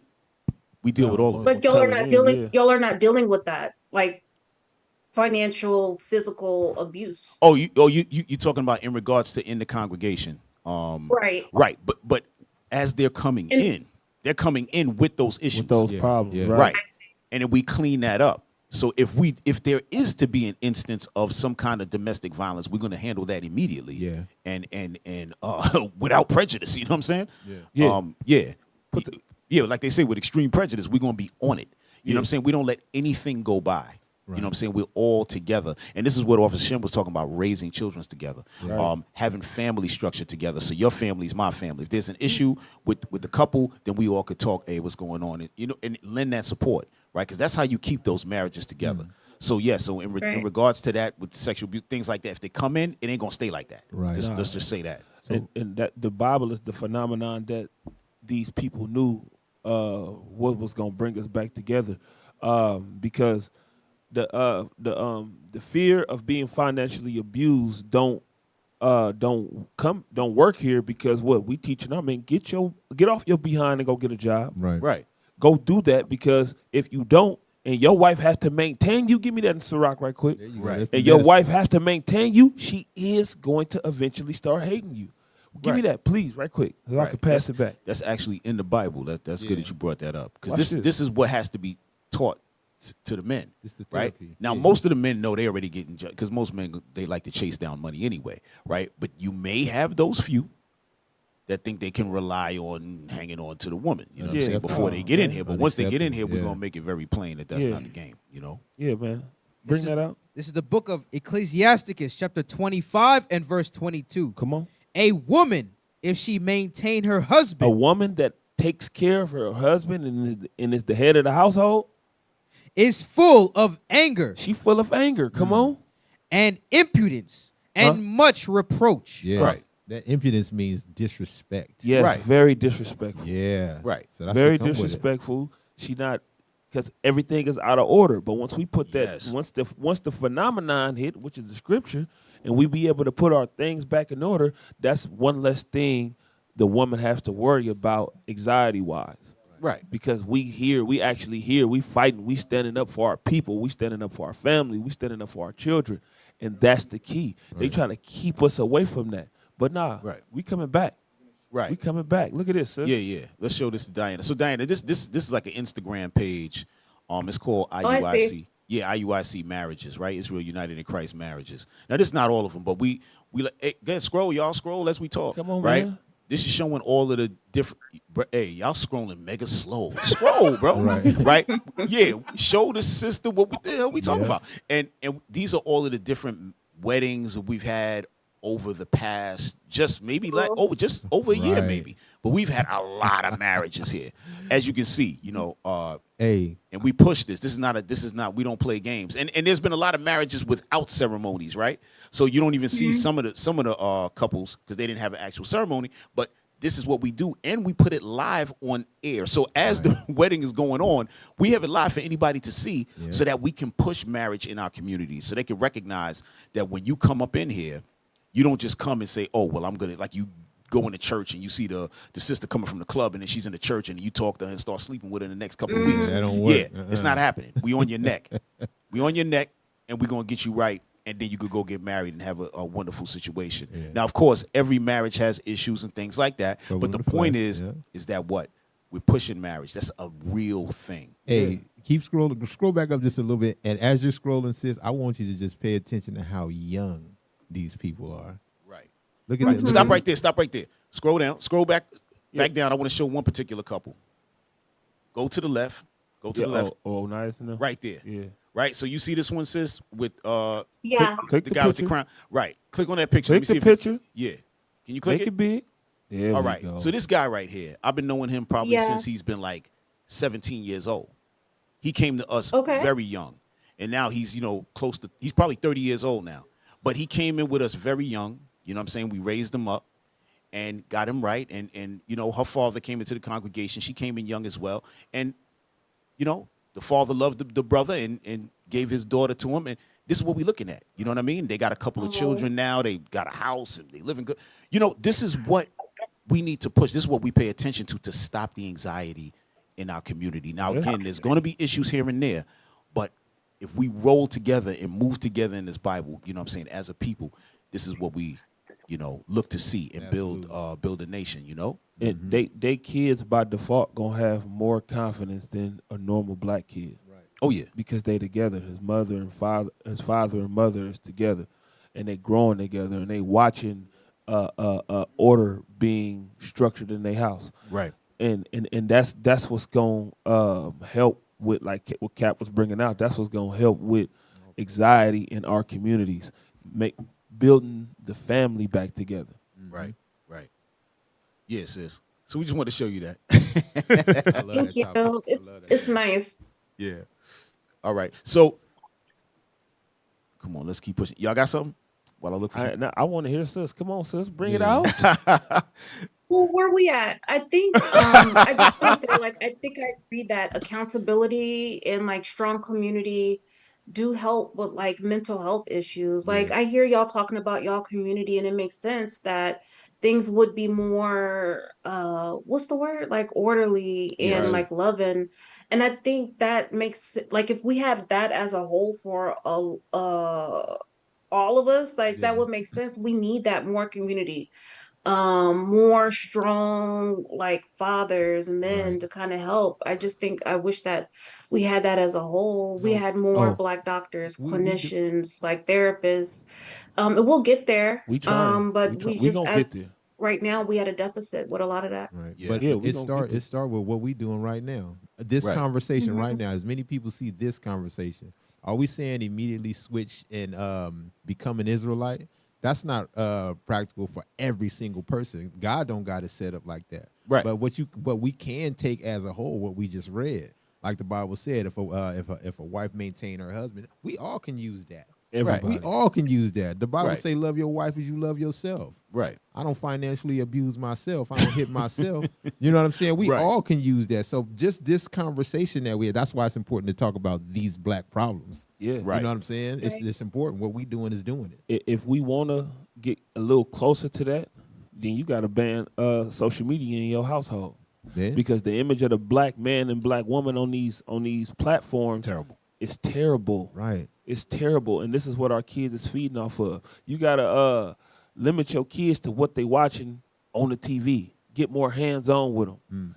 That's how, because guess what? They know the kid's brain is like a sponge, and if the kid is watching TV or is in school for 8 hours and then they watching TV for the next 3 or 4 hours, they ain't learn nothing. Right. But how to destroy themselves. So we got to get more involved with this stuff.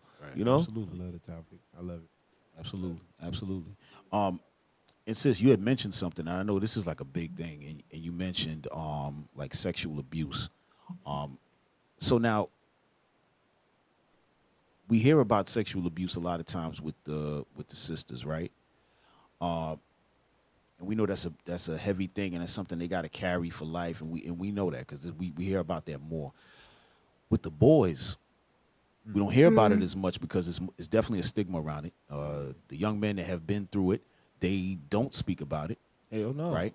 And they handle it. They deal with it. They either bury that and move on, right, and deal with it in some way, or a lot of times they wound up becoming homosexual, thinking that they're homosexual because somebody touched them when they were young.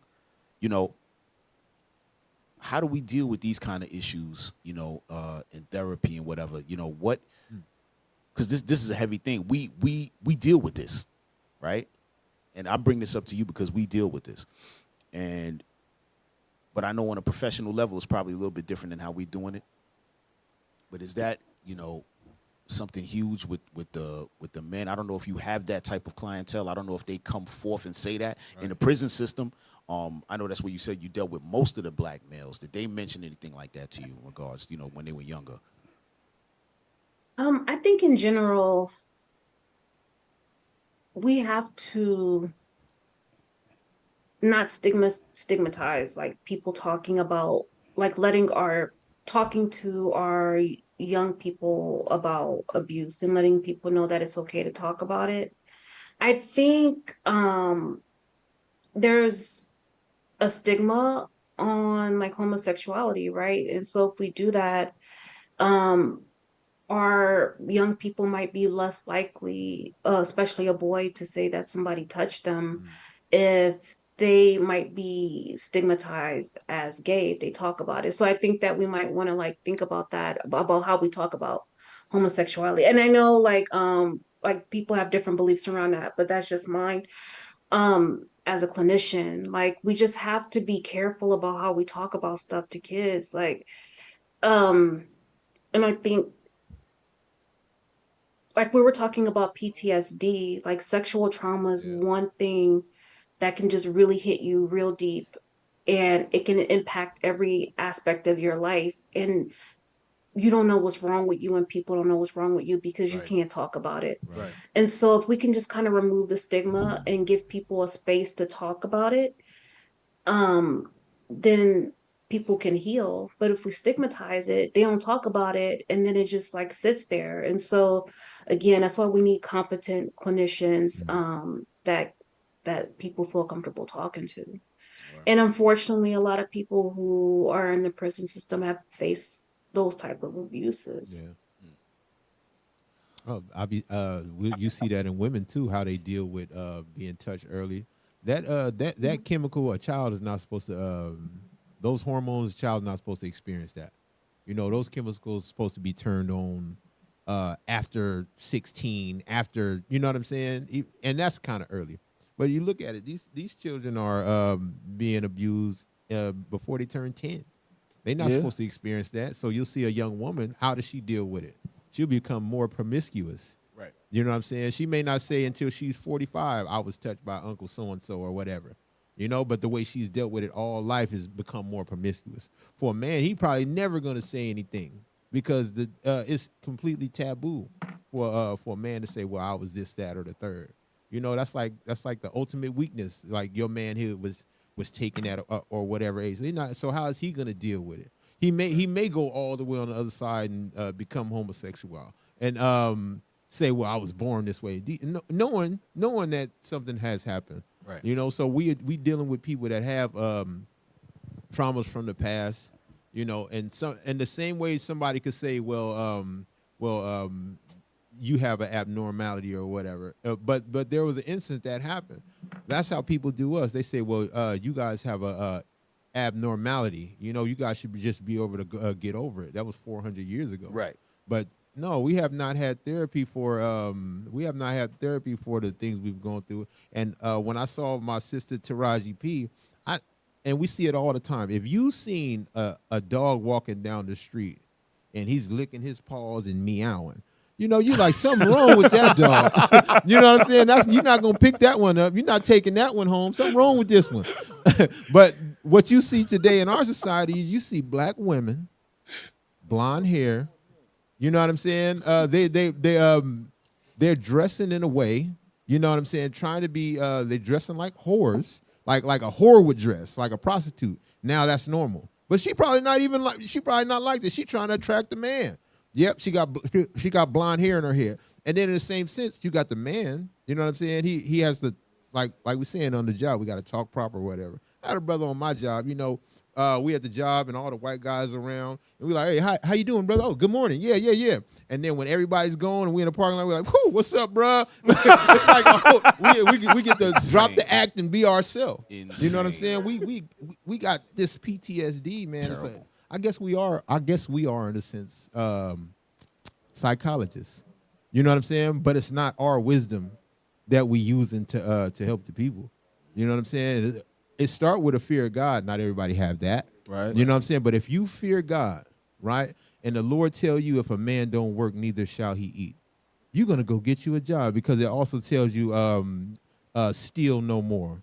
You know what I'm saying? But labor, working with your hands, the thing that is good. Right. So if I fear God, guess what? The things I used to, and the way I used to think, it makes me force me to change and change the way I was thinking of things. Yeah. You know? So I guess we are the fix. We are the fix. You know? Right.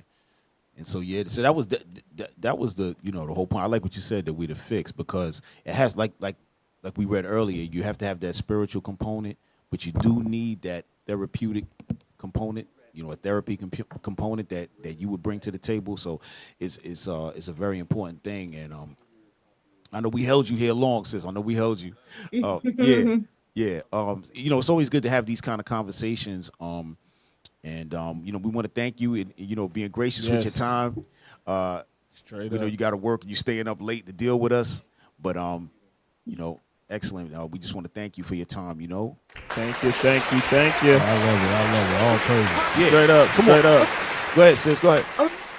I want to say I appreciate y'all too. It sounds like that y'all doing good work, and I appreciate y'all like having these conversations around mental health. Like strong Black men, like typically like we don't have these conversations, and like I just think it's so important.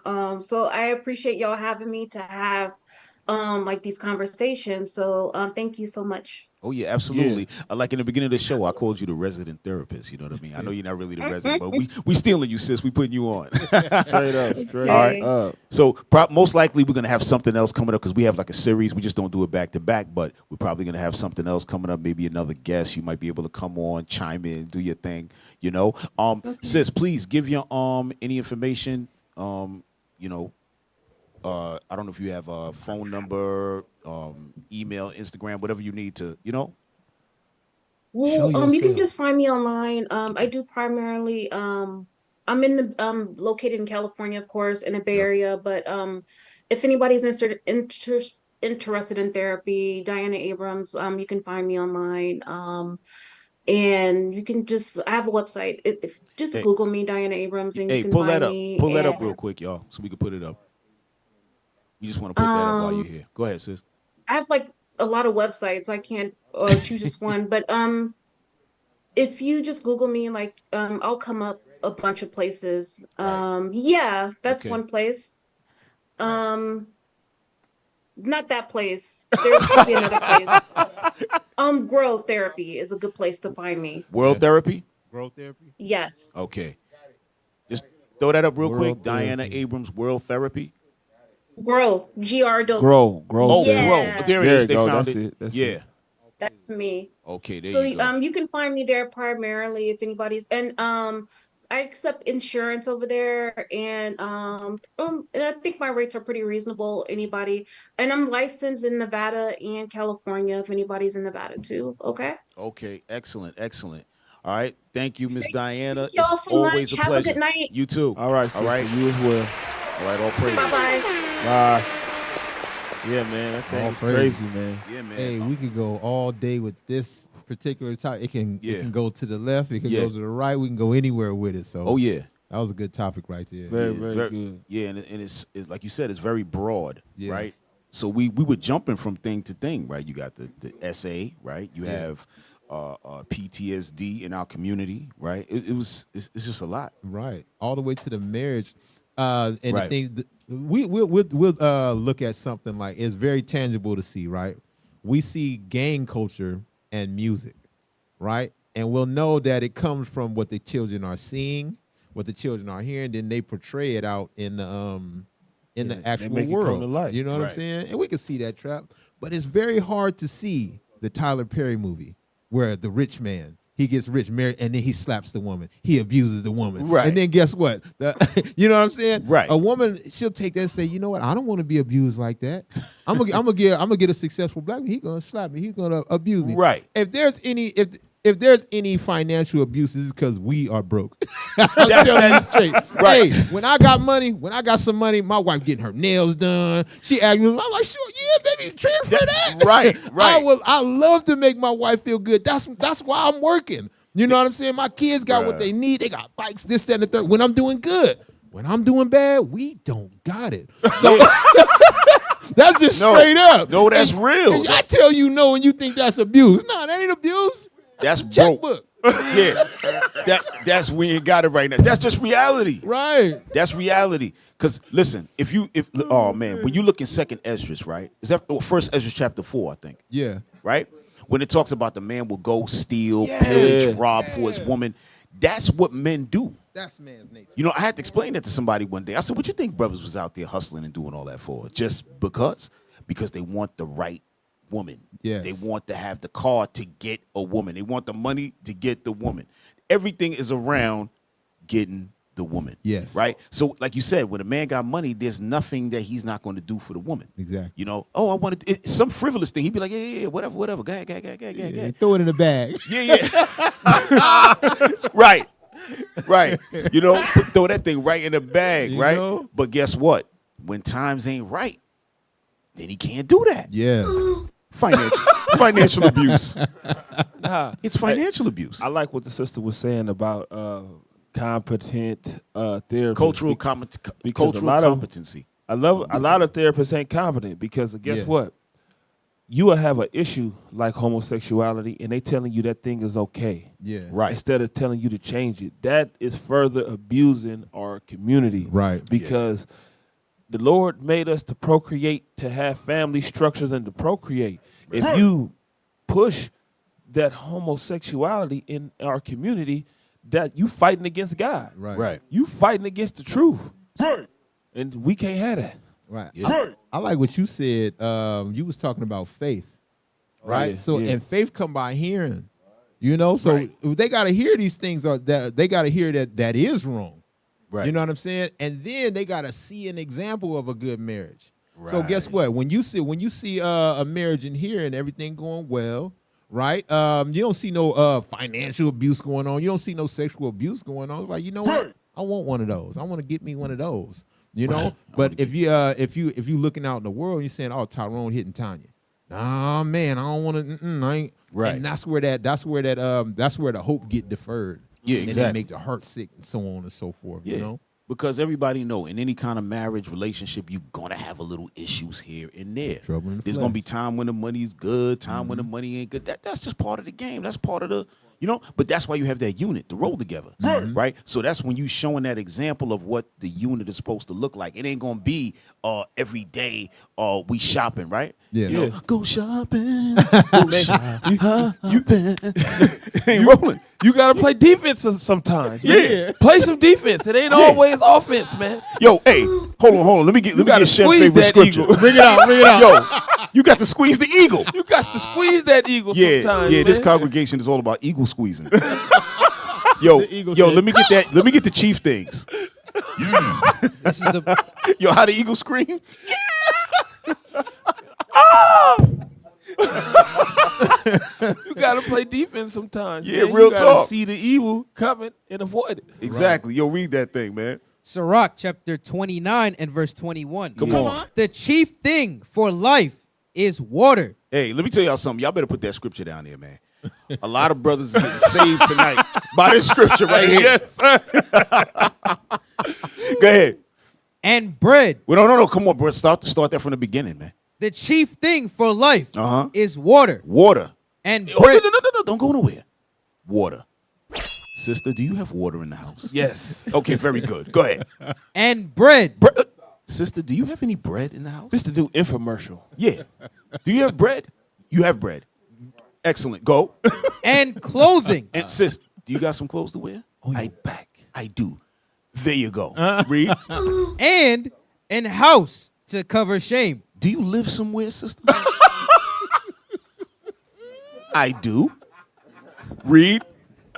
Better is the life of a poor man in a mean cottage than delicate fare in another man's house. Do you know what that means? This- That means Go it's ahead. better to have something small Right. than to have nothing at all. Right. Right. That's not financial abuse. No way. That's called budgeting. Right. That's right. called playing defense. If you got that 3 case for $11.95, you got that double pack of bread and the key to turn. You living a good life. Yeah. You doing good for right now until, Right. you get up. Yeah. Because sometimes you're going to have to go through that. For sure. And then the Lord going to bless you and you're going to be up. That's just what it is. Spiritually, sometimes we got to go through them things to appreciate.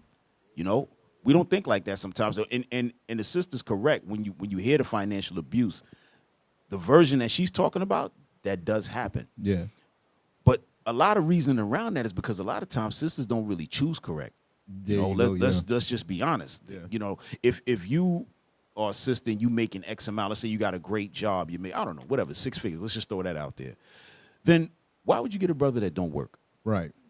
You know know what it I'm don't work. Yeah. The hell is this? He run that much game. He laid you down like that to the point to where you think, no. You have to be smarter than that. Right. You know what I mean? And that's where it comes in. But that's where this truth is gonna get you right. Hey, that's the That's importance of a right. father. There Yeah. you You know go. what I'm saying? Who loves your baby girl more than the father? Nobody. nobody. Nobody loves my baby girl more than me. Sirach 42, get that. Exactly. Yeah, No. man. Yeah. Nobody. Nobody does. Nobody. Nobody, baby. And now time. Yo. Keep Sweat with the sheep. Hey, listen, man. Don't cut this mic off, bro. Yo, cut this mic back on. I'm about to do my Keep Sweat. Oh no. Yo, mine gone too. Yo, the mics are Come off. on. 1 2 1 2. Hey, the mics are off. Did they go out? Check. Oh, they went low. They didn't go out? So why we don't hear them? Yo.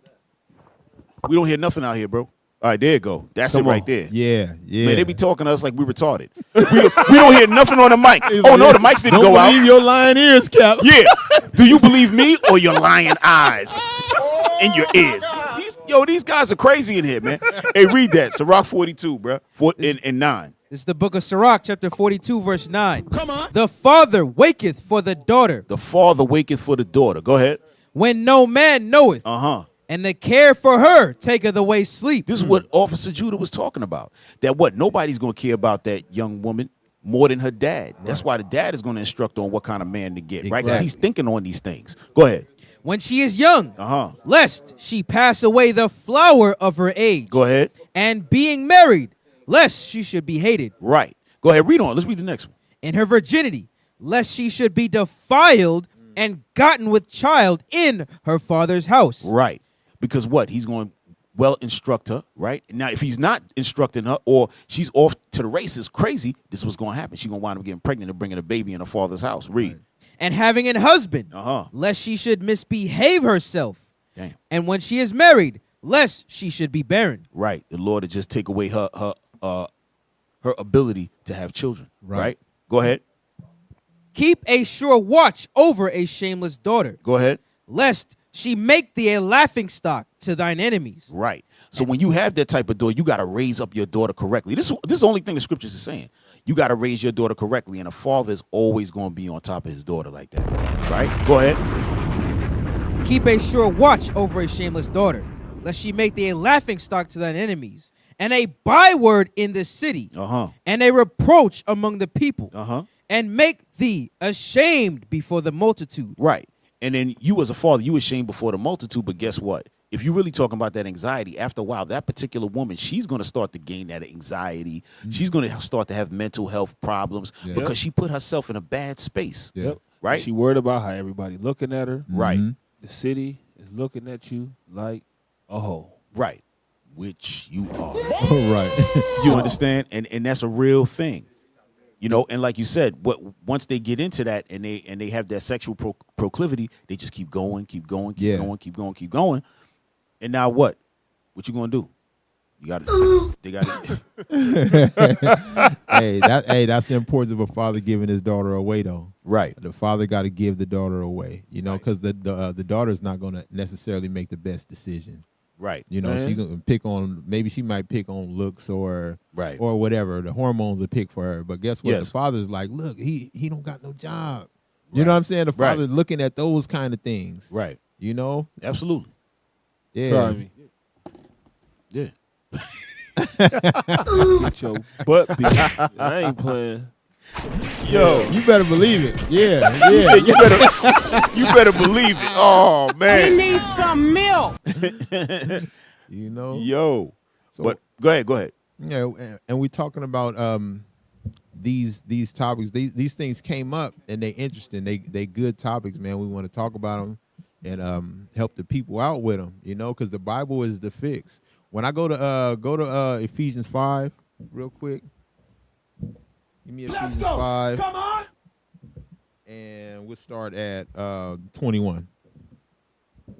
And remember, and this the reason I'm going here, Cap said earlier, basically in a nutshell, don't get it twisted. When people are coming in, they are dealing with the things we're talking about. They're not just coming in here fixed and whole, right? So we end up being a therapist to these people, right? Not with our wisdom, but with God. So watch this, read. Ephesians chapter 5, verse 21. Submit yourselves one to another in the fear of God. Right, read on. Wives, submit yourselves unto your own husbands, as unto the Lord. So when a woman coming in here, she read that, she like, man, I don't know if this is the place for me because I got to submit to a man. Guess what's in her head? Mr. from Color Purple, all the Tyler Perry movies, financial abuse, so on and so forth, right? So that would make her reluctant to apply this scripture. Right, but when we jump down to verse 25, this is what we got to look forward to. Watch this. Verse 25. Husbands, love your wives, even as Christ also loved the church. Right, so it's also a commandment for a husband to love his wife, not to abuse his wife in any physical way or verbal way or abusive way. His job is to take care, put a hedge over that wife. Jump over to verse 28. Verse 28. So ought men to love their wives as their own bodies. He that loveth his wife loveth himself. If I show love to my wife, I'm saying I love myself. You know what I'm saying? So the imagination that's set for to keep you away. So what do they call that? Poison in the well? That's a saying. Right. You know what I'm saying? They poison the well, and that means if I talk bad about this area, say let's say if I talk bad about Cap, I say, hey, Cap, hey, man, he's real POS, man. Don't deal with him. Don't deal with him. That might not be true. But the person I talk to is like, oh, man, I ain't going to deal with that brother. I just poisoned the well at that point. Absolutely. So what Esau has done to us via movies, so on and so forth, they poison the well saying, you know what? You don't need a man. You need government assistance. Right. You know what I'm saying? And if you do get one, you're going to get abused. And you see how Mr. did Seeley? Right. You know what I'm The saying? hell is this? But when you talk to your grandmother, they was ride or die. She helped that 100%. man. You know what I'm saying? When they was marching, the women got out there and helped. Oh, yeah. You know, they stayed together through bullet fire and stabbings. You know what I'm saying? Yeah. That's old school. Yeah. But now nowadays, we don't even want to enter into marriage because the well has been poisoned on each other. I mean, on each other. I mean, look at what happened this past week, right? It's happened in the past couple of weeks. Now, we don't really care about we pay attention to politics because we have to, right? The Lord said, watch and pray, right? We got to pay attention to everything. But I was just looking at, what's her name? Michelle Obama, right? She got a podcast or whatever. So it's been all over the place what she's been doing. But she's been disrespecting this guy, right? Barack Obama. Yeah. Now, here it is. This guy was the first black president of the United States and probably going to be the last one, right? She was the first black first lady and probably going to be the last one. Somehow she finds a way to disrespect this guy. Damn. And trying to make herself independent of that guy. Damn. This is to tell you how destroyed our people are. Now, why would you do that? Why would you do that? Your husband. So basically, there's nothing. She's saying there's no satisfaction for this woman. No way. Her man became the president. He did the impossible. Her man became the president, and she still I didn't have any. I felt like I wasn't myself, and I hated him for 10 years. You hated him for 10 years? Damn, could you imagine making it to the presidency? And she still got attitude? She goes, Yeah. She do the neck. Yeah. No way. And man. You mean to look tell at me here. but what? She, as educated as that woman is, as much as she's seen, she still stooped to that level because that's been programmed into her system. yeah. You haven't seen any white first lady do that to her husband, ever. Not even Hillary. Hillary, her husband's sperm was on DNA. Yeah, his DNA evidence was all over another woman's skirt, and she ain't say a damn thing. She ain't say nothing. But here it is, this sister. But I'm bringing that up to show how our sisters, because they programmed in a certain way, even when the man has done everything that's possible to be done, she's finding ways to have a problem. That man robbed the whole world for you. Yeah. And He done bombed countries for your dumbass. Like, Right. What are we talking about? She talking about, I gave him, like she was taking credit for getting him to where he was at. Damn. I'm not saying fully, but are you also taking credit for all the countries that he bombed? No. All the killing that he did? You're not doing that. Shut the hell up. Right. This is why when they come in, we have to teach them, thus saith the Lord. yeah. I'm telling you, our people are sick. Give me that, Matthew 9. Our people sick. And it's not just the sisters, but it's the brothers as well. But I'm just talking about that for a second, right? Because we're messed up out here, all right? And when we talk about anxieties, mental health, and all of this is a spiritual thing, right? Go ahead. Let's start at verse 12. This is the book of Matthew, chapter 9 and verse 12. No. Start at 10. Verse 10. And it came to pass, as Jesus sat at meat in the house, behold, many publicans and sinners came and sat down with him and his disciples. Right. So Christ was there, and he was sitting down eating, and a lot of the publicans, meaning what? The tax collectors. Israel hated all tax collectors. So they came there, and other sinners, meaning people who wasn't in the truth, people who wasn't keeping no commandments. They was just doing their thing. But they all sat there and was talking with Christ. Go ahead. And when the Pharisees saw it, they said unto his disciples, why eateth your master with publicans and sinners? Why he over there chilling with them? That's what they saying. Read. But when Jesus heard that, he said unto them, they that be whole need not a physician. Right. They that be whole need not a physician, but what? But they that are sick. Our people are sick. So when we coming in, when we dealing with all these ailments, we need Christ. We need these scriptures to get us right. That's the way. That's why we bringing up what? Hebrews 13:4 about marriage, right?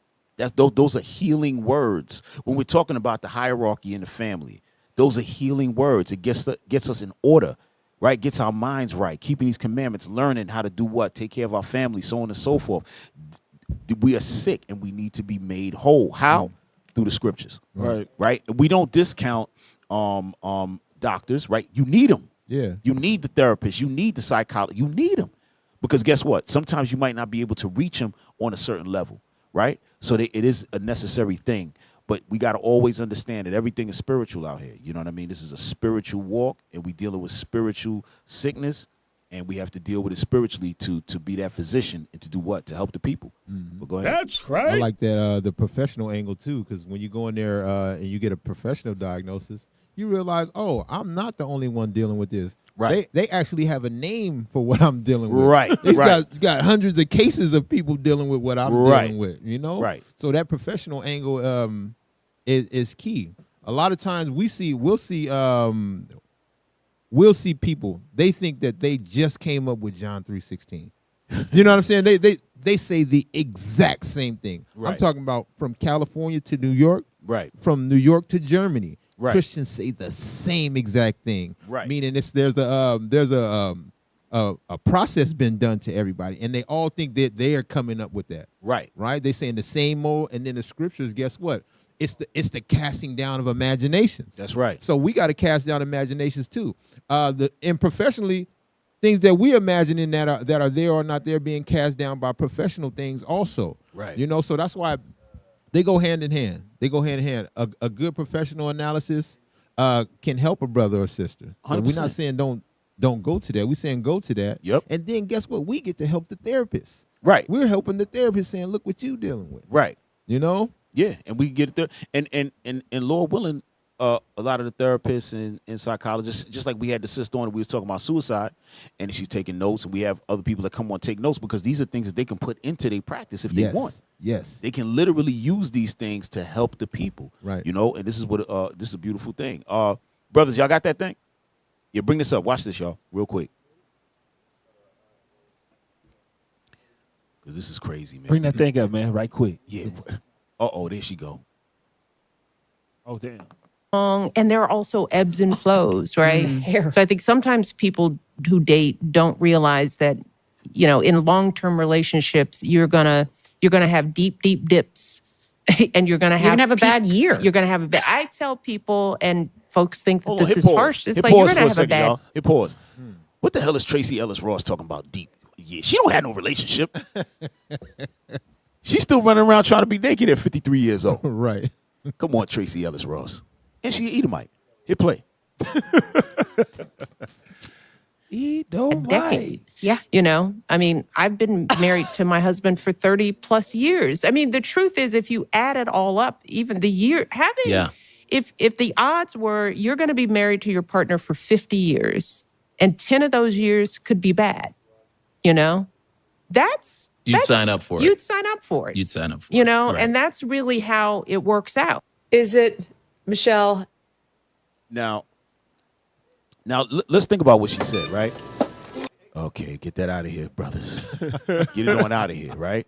Now, what she said is not really so terrible. That was like a better part of the clip. You know, there was some other stuff she was being said.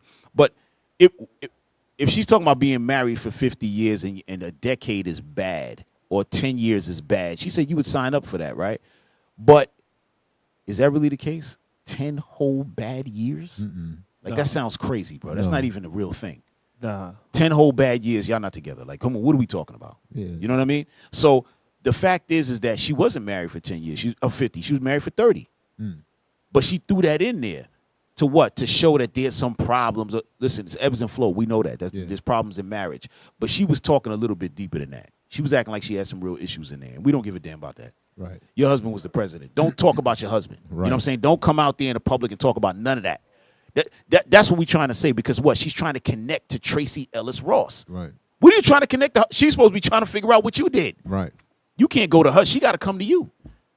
She ain't had no husband all whole 50-something years on planet Earth. Right.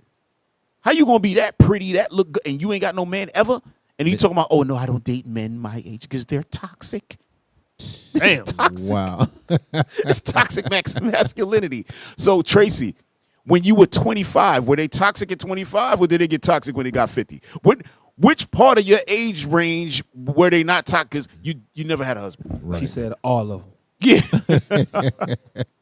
You know, but again, but she's Esau, so that's a whole other topic, right? We don't look at her as that because she presents as a black woman, right? She got curves like a black woman, so we don't see her like Esau. But probably the real reason she don't have no man is because she don't look at brothers as something that she would actually marry. Right. You know what I mean? She probably look at him as something she would just smash, like she's been doing. Right. And then again, she's like, damn, a white husband, like how's that really gonna look? So she's confused. Right. Right? But that's a mental disorder, isn't it? Absolutely. Because your nature, a woman's nature is to get married and have children. Right. A woman that don't want to do that, right, there's something wrong with that. No, 100%. Yeah. And for a woman to pretend like there's nothing wrong with that, that means that they have a mental health disorder. Yes. Clearly. Yeah. Yes. You know what I mean? The damage, man. Yeah. Emotional damage, man. Yeah, emotional damage. Right. 100%. Crazy. Yeah. Right. A woman's biological clock starts to tick. And then when they realize, it's like the prison brothers. They realize after they've made their mistake, you know, and now it's too late, and now they're dealing with it. That's what happened with a lot of the older sisters. They don't have children. Right. You know, it's some women that can't have children. They are dying to have children. They adopt children. Right. You know, and then you got a sister with a perfectly good womb. Right. You know, she look good. She's beautiful. She can attract a man, so on and so forth. Right. But don't want kids. Right. That is, how selfish do you got to be? Yeah, that's insane. You know what I'm saying? The reason why I'm doing me, I got to do this because you got to hold that independent image up. Right. You know, you single, sexy, and free image up, but the whole time you lonely. Yeah. Right. You know? But and a murderer. Don't forget that. Yes. Oh, yeah, because they definitely getting rid of them things. Don't forget 100%. that. It ain't like you better they getting pregnant. Oh yeah. They just, they put the black mask on. Right. Yeah. But they say, oh, I don't want to be, I'm a free spirit. These men don't understand me. I'm a free spirit. Give me Psalms 51. Bring it out. Because we don't want to hear no more about, any of y'all out there talking about y'all got a free spirit, we're going to tell you what the Lord said about free spirit. He don't want to hear nothing about your free spirit. Give me Psalms 51 and 12. I think they meant they got 3 spirits. Yo, read that, bro. Psalm chapter 51, verse 12. Come on. Restore unto me the joy of thy salvation, and uphold me with thy free spirit. That's what the Lord said. Uphold me. This is David. Uphold me with your free spirit, meaning what? The Holy Spirit. Right. That's the only free spirit that exists. Right. All that other spirit, that's of the devil. Right. That's a whole spirit. Let's go. That ain't free spirit. That means, I don't want no man telling me what to do and all this and that. Hey, cut that out, man. Right. Cut that out. That's crazy all day long. Crazy work. Yeah, bro. Right.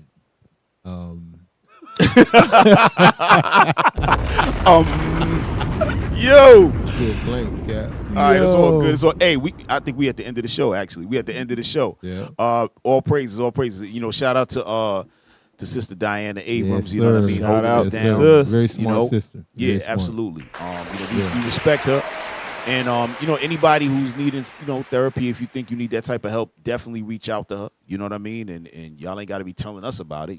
Just go ahead and go deal with her. You know. I knew at least one person that reached out to her, but it was a few. But one of them actually called me and told me that they reached out to her, and she gave them some good help. So if y'all think y'all need that, then definitely most definitely hit her up. All right. Okay, hey, let's talk some Booster Club stuff, all right? Yo, here go the QR code for the Booster Club, all right? Y'all see what's going on. We all over the world, all right? Gathering the 12 tribes once again, right? All y'all help is really is very appreciated, all right? We really using it to do the right thing. Ain't nobody jumping around in a Bentley and stuff like that. Now, if you see anybody from IUIC with a Bentley, that means they just got a good job, all right? They ain't get it from the Booster Club, all right? So y'all keep sending that bread.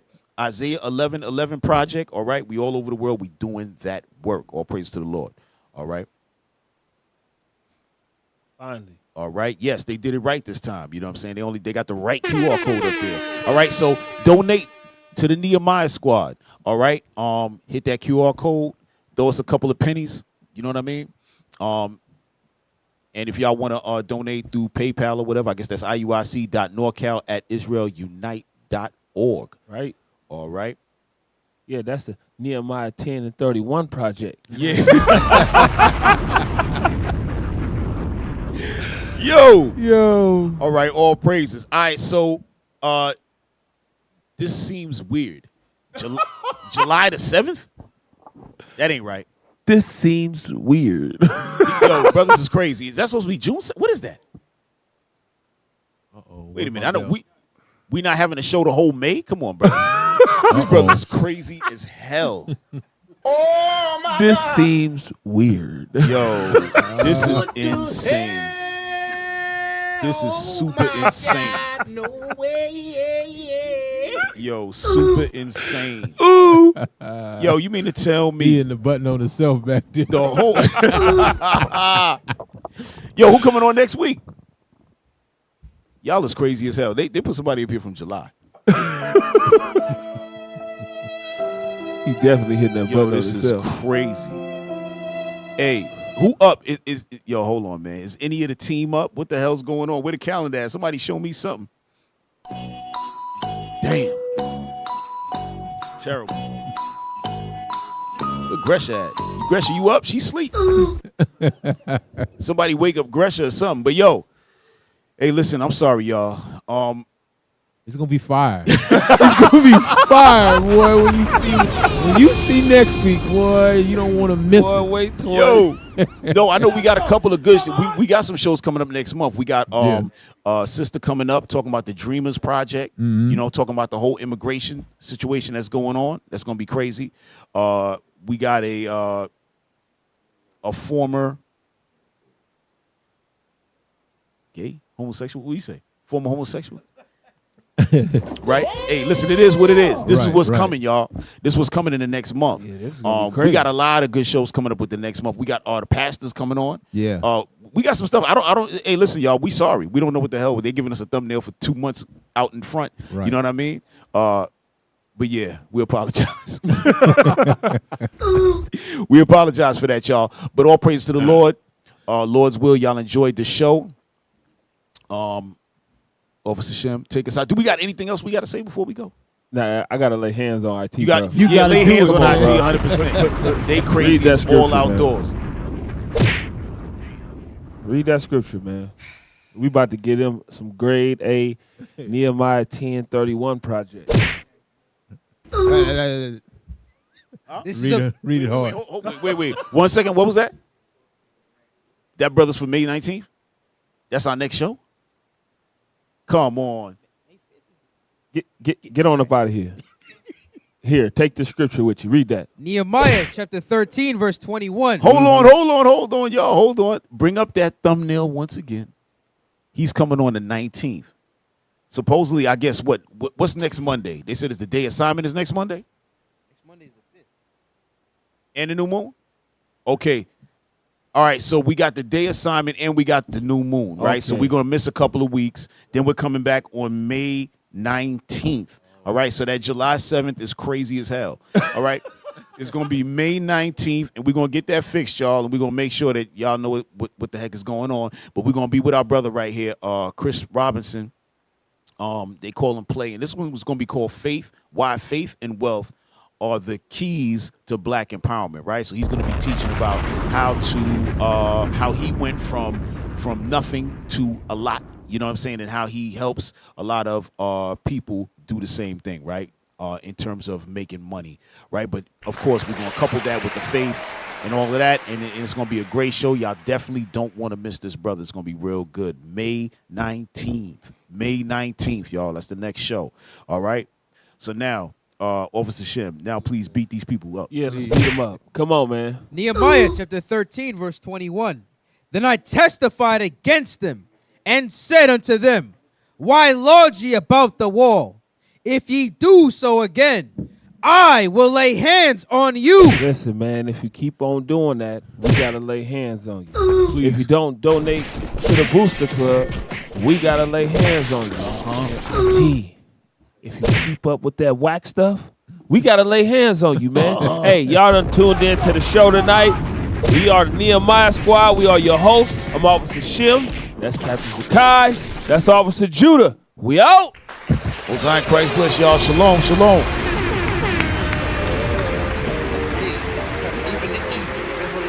away from the heathen. I need a break, I don't need a reason. I need a script, I don't need to read this. Keep it to yourself, it's better for my health. Look at yourself, ain't hearing nothing else.